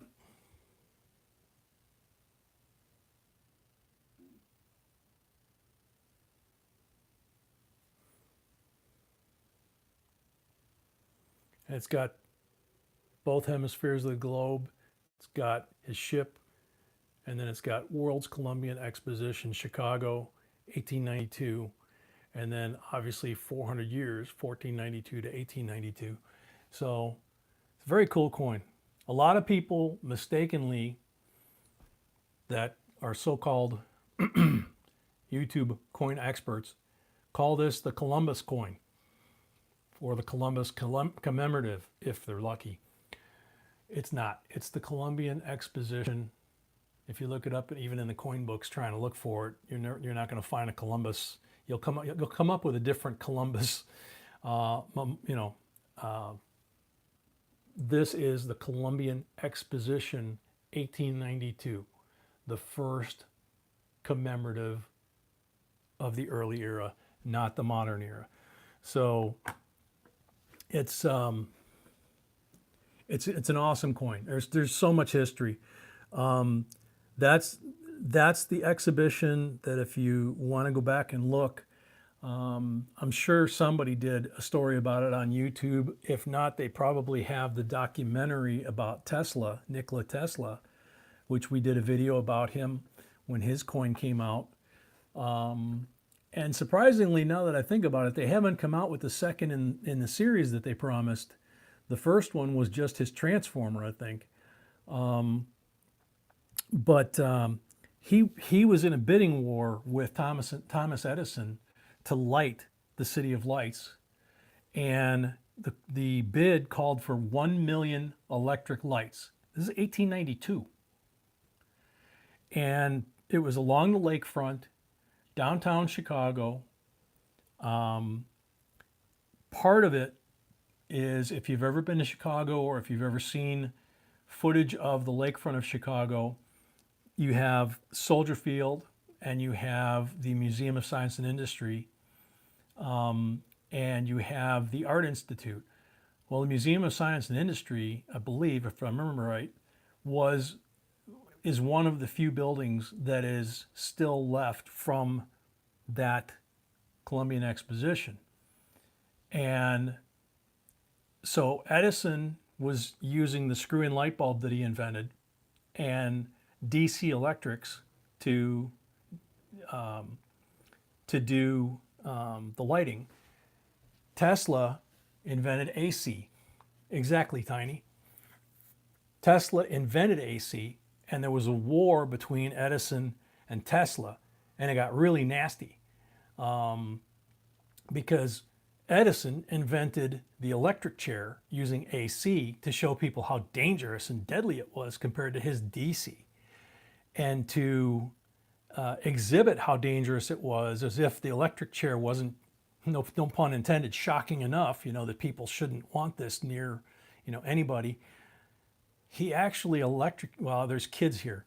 He used the AC electricity to put an animal down.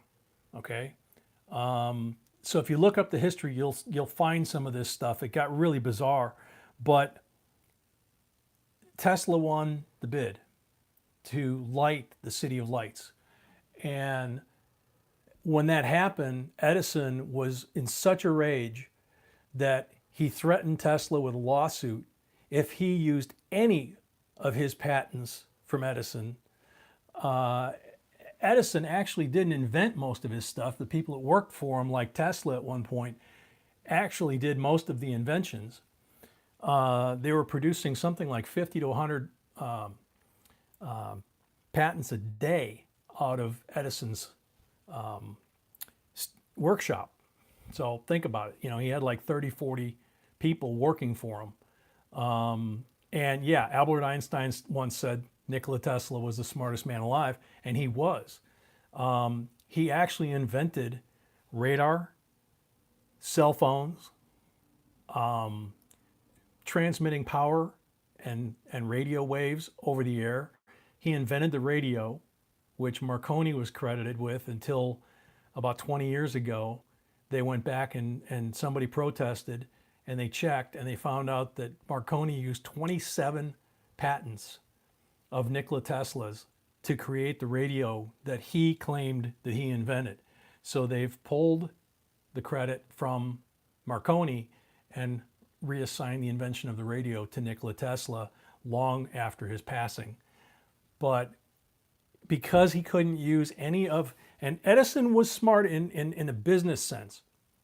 He literally took, if you think of this design that Ida made, he literally took every single item on the light bulb. And if you think about a light bulb, there's actually a lot of little components. There's the screw-in part, there's the insulator, there's the contact button on the bottom, there's the glass bulb, there's the filament that lights up, there's the wires that hold the filament, there's the seals. He patented each individual thing in that light bulb and threatened that if Tesla used any of it, he was going to sue him, right? He was waiting for him to use something from it so he could sue it.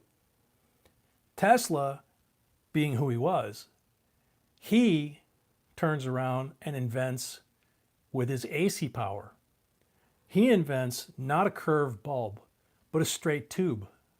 And instead of a screw-in, two little prongs, positive and negative, on each end.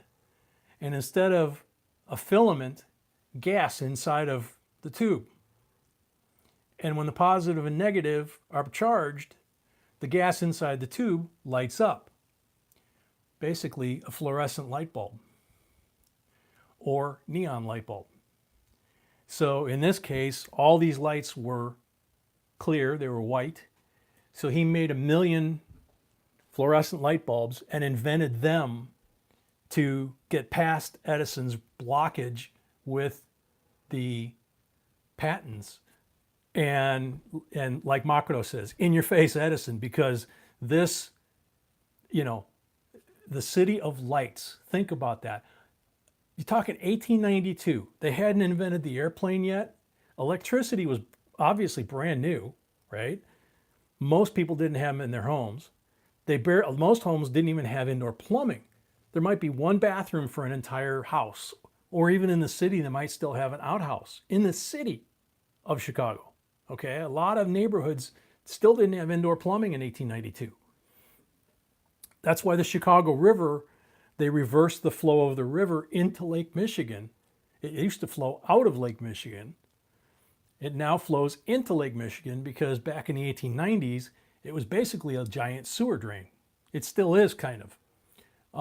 They've cleaned it up a lot in the last 100 years, but back then it was horrible, okay? But that was, think about that. No airplanes, little electricity, little indoor plumbing, little indoor running water, no phones, and the old no phones, no lights, no motor cars, right? So people went to this exhibition to see all these amazing new inventions and things of the future, kind of like a World's Fair kind of thing, the city of the future. And they've never seen anything but a gas light, gas street light. The guy used to come every night and light all the gas lights on the street, which were, so you'd have street light. And here they go to this, it's like 1 square mile on the lakefront, and it's all lit electrically. And it looks like a carnival. I mean, but all these beautiful Grecian columned, things that looked like the Parthenon and Italian, Roman structures, and just beautiful artwork and sculptures and the latest and greatest of science and stuff. This is 10 years, 11 years before the Wright brothers flew. Okay, so it's just, for me, it's always been cool because my great grandfather was there long before Ellis Island opened up. But for me, as a kid, interested in science, interested in coin collecting and all that, it's like everything comes together in this one coin for me. That's why I get so excited whenever I talk about one, because Nikola Tesla to me is just, he's kind of like that time frame version of Leonardo da Vinci. The only thing he didn't do was paint or carve marble, but everything else, way beyond. And he had his code, his secret way of recording things, just like Leonardo did. So it's really interesting. So to me anyway. But I see you guys talking about stuff like CBD oil. I'm sitting here going on about this coin. That's what I love about this channel. Hopefully some of you guys are still actually interested in what I'm saying and not totally boring you guys. Hey, YOLO Man, how you doing? I see the CBD oil. Yeah, the doctor that gave me the procedure actually was talking to me about CBD oil as a possible replacement for the medication that they're getting stingy about. Connie, you're actually liking it? That's cool. That's one of the reasons that coin collecting for me really, it's the beauty of the artwork, but it's, the history and stuff. Tesla's power plant is still in Colorado Springs, Colorado. It's on the deaf and blind school grounds. Cool. There are a lot of structures that Tesla built that are still in works, that still work. I believe, if I remember right, I think that I want to say that the hydro generating plant at Niagara Falls was a Tesla project. I can't remember whether Edison got because it's not a DC system like Edison ran. It's an AC system, and it was built in that time frame. And I can't remember if Tesla built it or whether by that point Edison had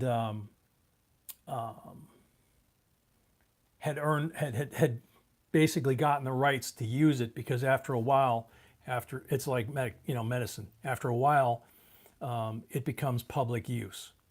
Kind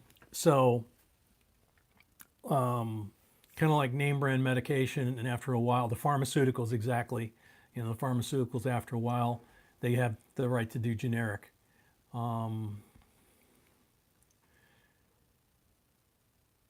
Tracy, yeah, that's pharmaceutical heroin is really, really rough stuff. There's also a couple of different, there's pharmaceutical codeine, codeine itself, hydrocodone, oxycodone.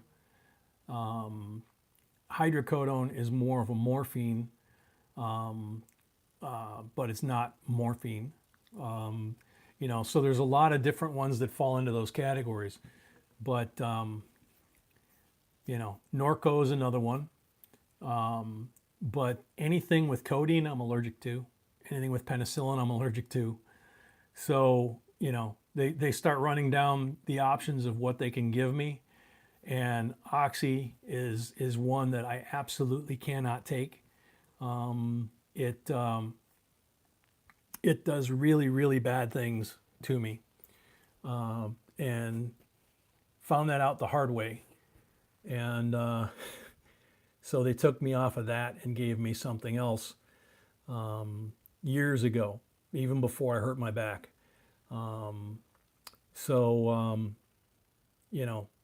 The back came along and it was like, oh, well, we're going to give you, oxycodone. No, you're not. Not taking it. I said, well, what would you like me to take? Well, you could take like 6 Advil. What? It's like, they were going to give me like 6 prescription Advil every 4 hours or something like that. Yeah, I didn't pull the disc. I actually tore the disc at the base of my spine, L5S1, the one that connects your hips to your spine. That's why what I described earlier about, rotating and sitting here doing what we're doing is actually sitting at this table doing what we're doing a live stream or doing coin roll hunts.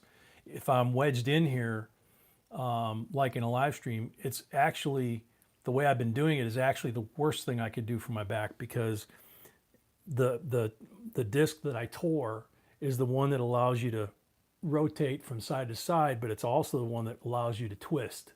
Okay, so every time I go to dump the coins over here to go back to the bank, or reach over this way to go get a giveaway or something like that, the further away that I pull, or like if Sweetie asks me to look at something and I try to turn, I can only turn so far going this way. It just won't go any further. And I get to a certain point and it actually starts to really get painful, especially if I had the back brace on.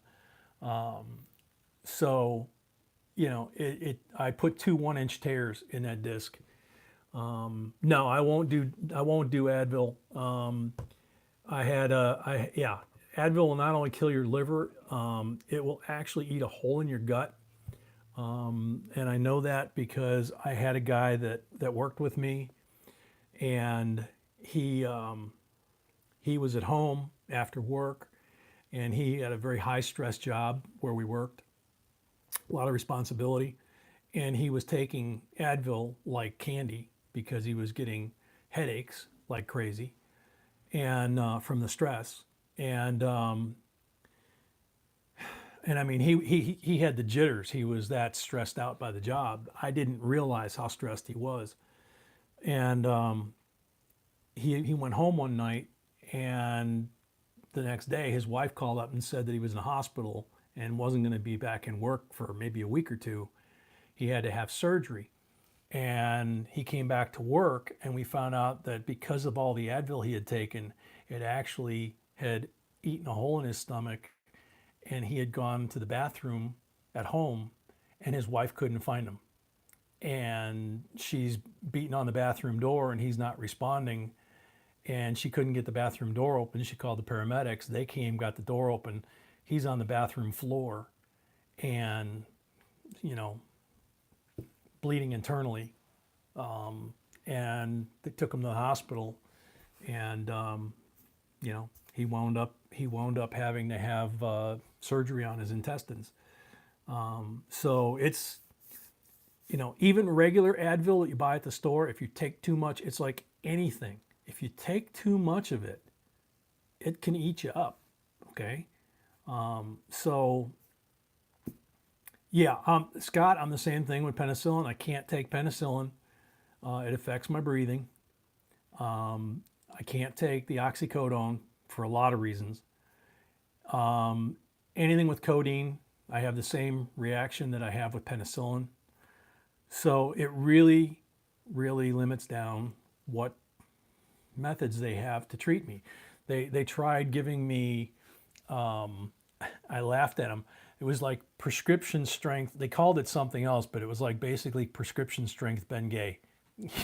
That Sweetie was supposed to rub this stuff on my lower back, and then wrap, put a t-shirt on me, wrap a towel around it, whatever, and then put the back brace on, and that was supposed to it basically was supposed to be like a topical numbing thing, and it's like it didn't work. It was greasy and it was nasty, and it didn't work.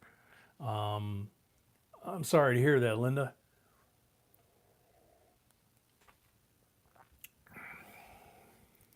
Yeah, getting old is grand. About $1,000 every time you say hello to the doctor. Doesn't it seem like that? Couple grand. I mean, we've got really good health insurance, but I still had to pay like 1,200, 1,300 bucks out of my pocket for that procedure before they would do it last week. Yeah.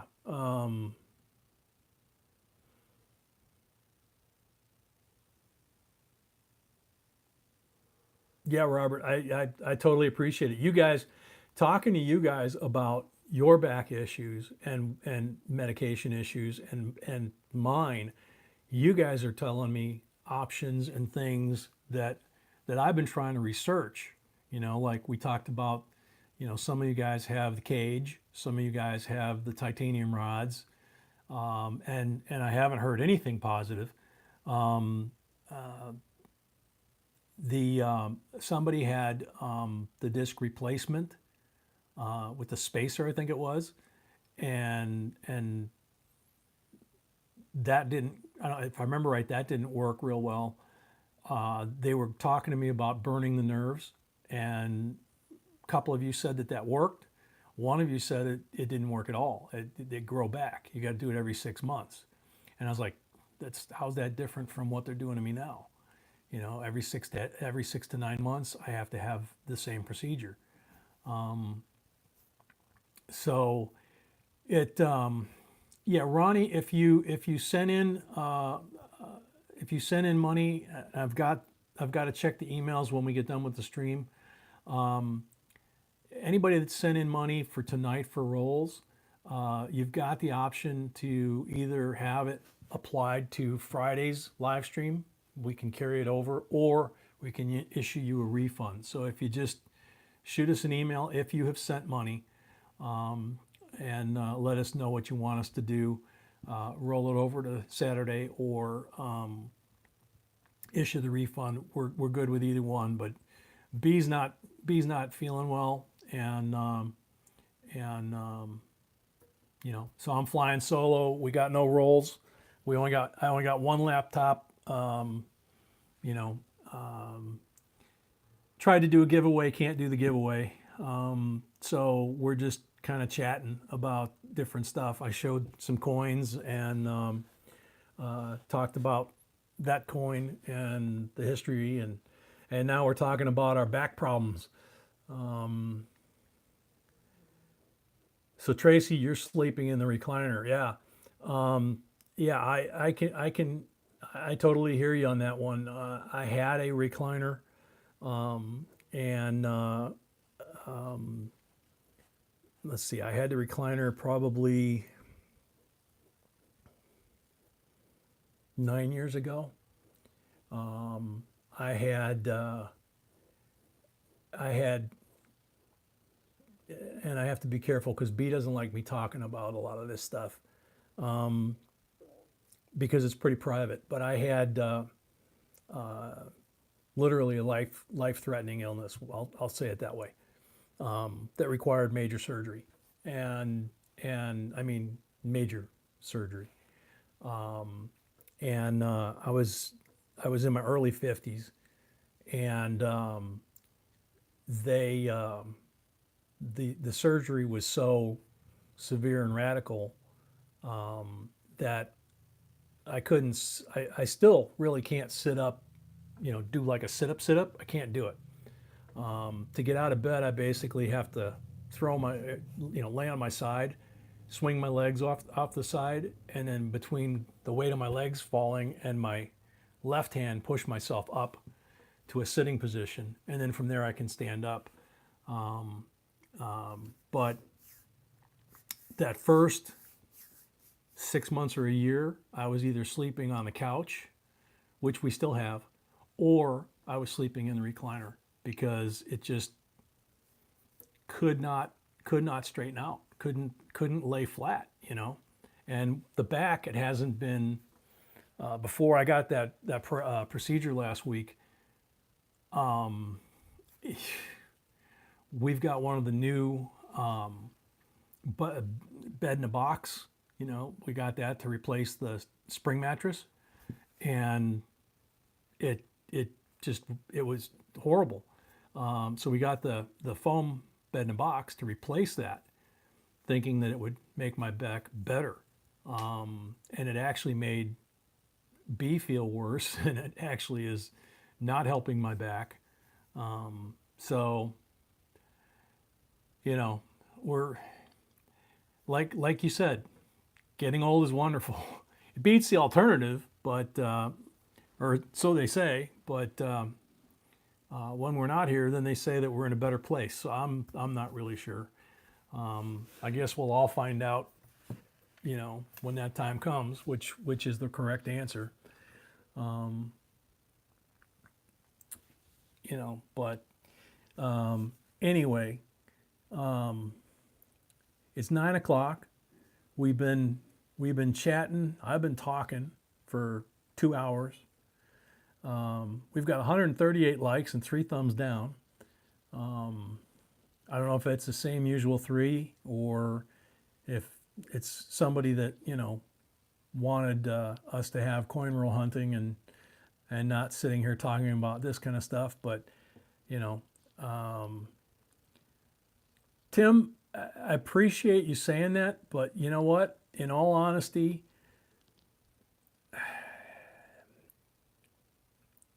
the last up till that surgery 10 years ago, that probably was a pretty true statement, because no matter how bad things would get, the worst thing that you can still say to me is that I can't do something.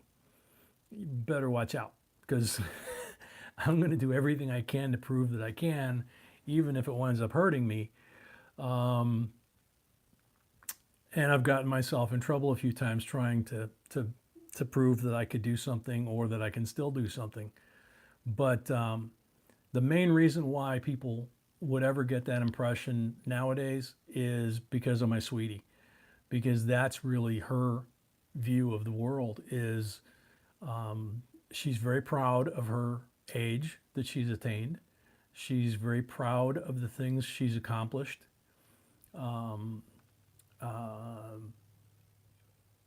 We both overcame a lot of things from our childhood years, completely different types of things. And I just mean, the environment, the where we lived, where we grew up. I thought mine was bad. Hers was, her situation was a nightmare compared to mine in a lot of respects. And she just turned out to be this amazing, strong, talented, multi-talented, as you guys know, beautiful woman that survived what a lot of people didn't. And, it just can outdo me and outclass me in just about anything. When we met and the coin collecting came up, it was, hey, I've got this collection I started, back in the 60s, when you were a baby, talking to her, and then she pulls out her coin collection at the time, and it's like, oh man, the quality of the collection, the age of the collection, the types of coins in the collection, coins that I'd never even seen or heard of, her depth of knowledge, just blew me away. Same thing with cooking. I grew up in the family restaurants. I started cooking. My great grandmother put me on a chair in front of the stove at 5.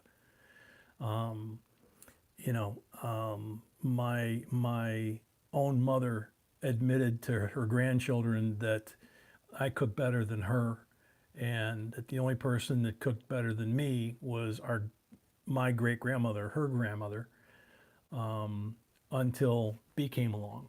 And I can look in the kitchen and say there's nothing here to cook dinner with. We got to go to the store, and she'll look in the kitchen, same kitchen I just looked at, and go sit on the couch. In 15 minutes, there'll be like shrimp scampi or whatever made from scratch from what we had in the house the whole time that, I didn't see, or couldn't figure out. And she's just absolutely amazing and awesome and stubborn and strong and classy and beautiful. And like I say all the time during the live streams, tonight being an example. Look at the difference tonight, production-wise, capability-wise, even simple giveaway, versus when she's here and feeling good. When I was not feeling good, she could have, if she wanted to talk, she could have very easily gone ahead and run a regular live stream. The only difference would be she was talking instead of me. But without her, you see what I'm limited to. So I'm just so proud of her, and I'm so amazed by her, and I don't know what the heck she's doing with me. she, just like I said the first time I saw her, I am so out of my league, man. what am I doing here with her? And all these years later, I absolutely still adore her, and I'm amazed by her. And what can I say? No, puppy's sound asleep under the table, actually. Connie, I can't help it. She like I say, she's the only positivity that I project is because of her, or because of this stream. I could be having a horrible day, as I've said many times, like, have a bad day with Dad, for example. Come and do the live stream, and 5 minutes before the live stream, I'm dead on my feet, and part of me just wants to go lay down in the bed and curl up in a ball, because of what I'd gone through with Dad, and just kind of sucking the energy out of you and all that. And the minute we go live on that mic, you guys it's like I draw energy from you guys, and the time just flies by. I can't believe it's been 2 hours. One of the guys today sent me an email sent us an email that said the first time that he ever saw our channel was the New Year's Eve marathon, and after that he's been hooked. And it's like, and he said what a blast that was, and it's like, yeah, it was. I mean, it was exhausting for both of us. The 8.5 hours, 9 hours and 45 minutes on New Year's Eve, and then I think another 8.5 or 8, something like that, the third night. But it was a blast. So yeah, positive energy. It just lifts you. Linda, Dad is. I'm actually gonna dedicate a couple days next week to spend time with Dad more. Physically, everything they tell me and everything that I see, even though he's pushing 90, he boxed when he was in the service, back Korean War era, and he's pushing 90. Considering when they first got him there and got him out of ICU, you know, he was curled up in a ball and he couldn't walk. You know, they had to, I had to, or the nurses or I had to literally pull him up into a sitting position in the bed. They had to put him in a wheelchair and push him around. Now he's just bimbling all over the facility. He found out that there's a cafeteria on the other side of the facility where if he makes it there, he can walk over there and get himself a black cup of coffee, like, you know, Navy coffee. So he does that a couple times a day. Once he learned that, he's like, and you know, he's taking off for, you know, free, and it's free. And that's the cute thing is, you know, here he is. He's, you know, unfortunately, the part that is never going to get better is he has moderate to advanced dementia. So he's a lot of times when you ask him something, he looks at you with this blank look in his eyes and very calmly and you know, I don't know, I don't remember, I don't know, you know. He's not upset that he doesn't know or he doesn't remember. He just very, very matter-of-factly says, I don't know.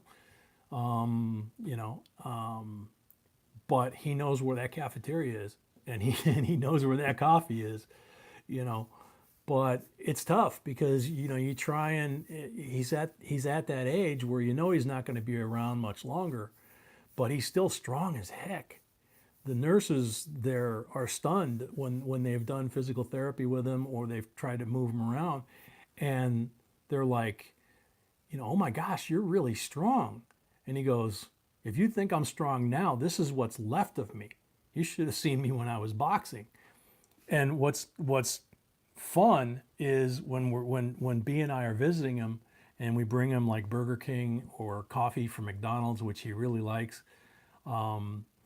There's an old guy there that is in a wheelchair, a little skinny old guy with gray hair. You know, the saggy skin on his face, you know, he's 99 years old. You know, Dad's a spring chicken at 87 compared, you know, 87 or 88, compared to this 99-year-old guy. And he's a retired professional boxer from back in the day, you know. So when my dad was in the service in the Korean War, this guy had served in World War II, came out of the war, and he boxed professionally for a while. And so it's funny as heck because he is in a wheelchair. He can't walk at all. And he's just this sweet old guy, and a lot of times he's just sleeping. But he loves to roll up to the glass doors in the little TV room that they have, which is where we sit with Dad a lot. Around, he sits in a nice big overstuffed chair. It's like a recliner, but it doesn't recline. And then we have a table, and then we have a couple of chairs, and we can sit on either side of them and put stuff on the table and everything. And this old guy will roll up by himself in the wheelchair, and he'll roll up to the glass, and he'll set the brakes on his wheelchair, and he'll just put himself in the sun. And it doesn't matter how warm it is in there. The other thing he'll do is he'll go over to the heat unit and crank it up. He knows which button it is. He'll turn the AC off, and it's already hot in this joint, and he'll crank the AC, the heat up as high as it'll go on this unit. We're all sitting there, sweat dripping off of us, you know, and they figure out he hit the heat again. But him being a retired boxer, he'll be sitting in the chair asleep, and then he'll wake up, and all of a sudden he'll start throwing lefts and rights. You know, it's funny. He'll have his arms in tight like he's throwing a jab, right? And he'll go left, right, and he's counting them, and he'll do like 10 of each. And then he'll put his arms down at his side and on his armrests, and he'll put his head down and go back to sleep. Or he'll do left, right, uppercut. And he's this sweet old man. He's you know, it's a shame to see, you know, you wonder, you know, you look at some of these folks like him or like my dad, and it's like, man, what, you know, if you could just go back to when they were in their prime and picture, you know, I wonder if they would be as big as life in real life as they are in my imagination when we go and visit and we interact with them. It's you know we know at 99 he's probably not going to be around too much longer. Dad's late 80s, right around 90, and I say that because yeah, I wouldn't want to wake my dad up either. No, I've done it a couple of times, but you know, at first when he was very disoriented, it wasn't really a good thing to do. But at that point, he was fairly weak, so it was because he was fresh out of ICU, so he was hadn't gone through physical therapy, but once he recovered physically and they put him through physical therapy and he starts going for his daily exercise, he doesn't call it physical therapy, he calls it exercise. He's stronger than I am, and he's God, almost 35, 40 years older than me, I think. And I keep saying I think because he stole his brother's ID to go in the Navy. So I've got a piece of paper that's supposedly the family tree with the age of all of the brothers and sisters, and there was almost a dozen of them. And he was the baby out of all of them. And the only ones that are left is him and the oldest sister. The rest of them are all gone. But the oldest sister is still alive, and the youngest, being him, is still alive. But he stole his older brother's ID to go in the Navy when he was supposedly 14. When they went to discharge him in 51, they actually on his discharge had his brother's name and social security number on the honorable discharge certificate, and they actually took the typewriter and just X'd it out and then typed in his name and his social security number over, right above his brother's name. But the military records show my uncle's date of birth, age, information, for my father. And then, so his DD 214 is the wrong information. They corrected the name, but they didn't, and the social security, but they didn't really correct anything else. And then I have this other paperwork, and then I've got like clippings from the newspaper back then and the school, from different sporting events he was in and all that before he went into the Navy. And then I got newspaper clippings of when he was in the Navy, one of the ships he was on. And then I've got his medical records at the hospital, and they have a different age. And and they're a VA facility. So it's like I don't really know. I know how old my mom is, and I know that he was older than my mom. So I know at a minimum he's a given age, but there's a 2 or 3 year window there that I'm just not really sure, Yeah, Bonnie, that was what was running through my head when I said that too. Yeah, I thought of that when I said it too. Well, if I'm the professor, then B is a cross between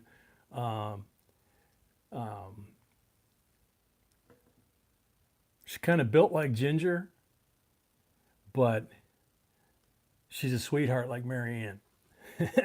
and that still doesn't do her justice. There's nothing like my sweetie. There really isn't.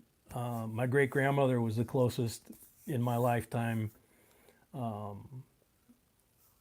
real or imagined, that I've ever seen or met that can even come close. She's just, like I always tell her, she's got to go first because tonight's an example. I'm kind of helpless without her. But she's a lot better doctor to me than I am to her, unfortunately. I'd love to be a better husband. I'd love to be a better caretaker and doctor when she's not feeling good. But she's amazing. Um, she's just she's just flat out amazing. Um,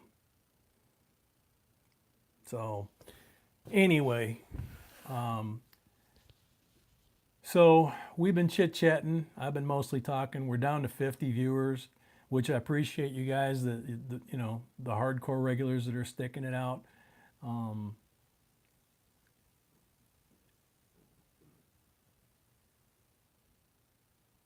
John, I'm sorry, man.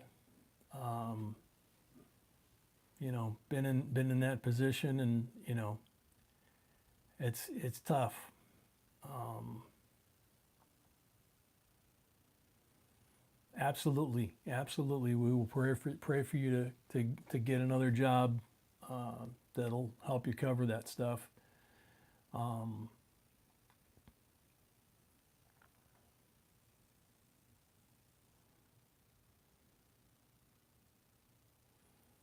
and night, Connie.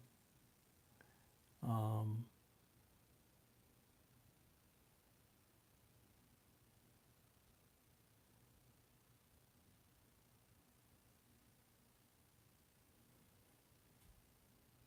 yeah, Tracy. One day, you know, I don't know how or when we've talked about it from time to time, but at some point, um, and like I say, I don't know how or when. At some point, we will probably figure out a way, a time, a place, whatever, where the family reunion actually really happens. You know, at least if nothing else, for whoever can make it when we get to that point and announce it. I don't know when that's going to be. It's not going to be anytime, you know, in the next month or two. But at some point, you know, we may do that. And, you know, of course, got to be the right circumstances. But it would be really cool. And, you know, as they say in church, eventually we're all going to meet again. You know, but you know, it's yeah, Leanne, you're right. It's the regular family members that are in the chat, and um, you know, we've all been through a lot of pain together as a family. We share a lot of pain and love for each other as a family, and you know, I try to. John, absolutely, man. That's what I'm trying to say is, you know, we're here for each other. And hey, Curtis, welcome. We're here for each other, and we've helped each other, you know, so many folks so many times. And you know, and Glastron, I had one similar to that years ago. I want to say 10, 15 years ago, and they to be cute, they called it a mouse, and it was basically they just took what looked like a mouse and they put two little rabbit ears on it, but it was basically battery powered like a mouse, and it had a couple of wires coming out of it that clipped to the pads that you would put on that muscle, and then you would set the power setting of the output of the 9 volt, and you'd be surprised how much, you know, if you ever put a 9 volt and did the tongue thing, you imagine that stimulating a back muscle or something. If it's a muscle issue, that thing was great for a pulled muscle. That thing was until it broke. Yeah, it's like a tens unit, but it was like a $20 or $30 thing that you could take home, and it did the work of a tens unit, and it was great for temporary muscle relief, you know, from a cramped muscle, or, you know, having leg cramps or something, or back cramp. That thing was awesome. But, you know, for structural damage, you know, joints, you know, discs, things like that, no, not so much. So, you know, So John, hopefully things get better for you with the job. Everybody else, Tiny, same to you, man, and especially Zoe. Give Zoe a hug and a kiss for me, please, and tell her from Mrs. B as well. And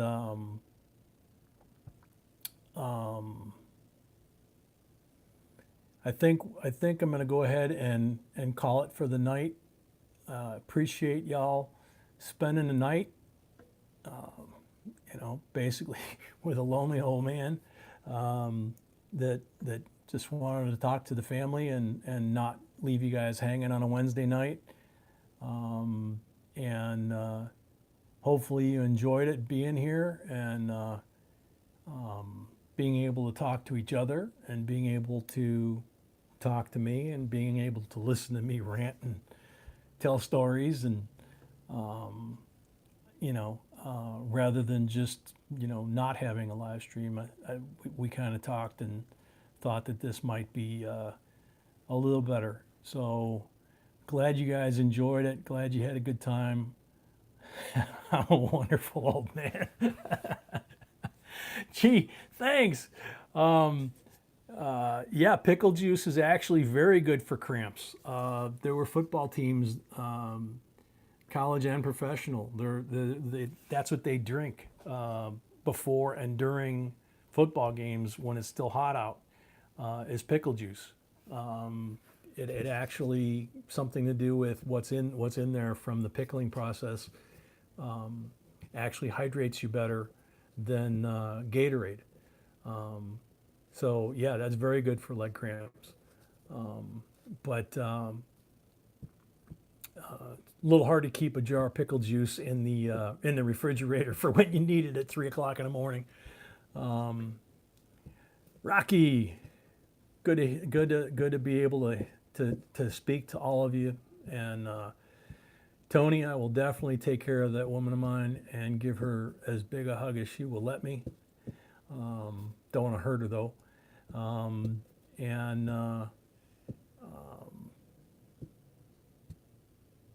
Yeah, Leanne, that's the problem. There is no core left from that first surgery. The muscles in the front were, they're still there, but they don't work anymore. They basically had to do something to them to get to something else. And I know there's still kids around, and we'll see this when it goes to video status. Plus, it starts getting a little too private if it hasn't already.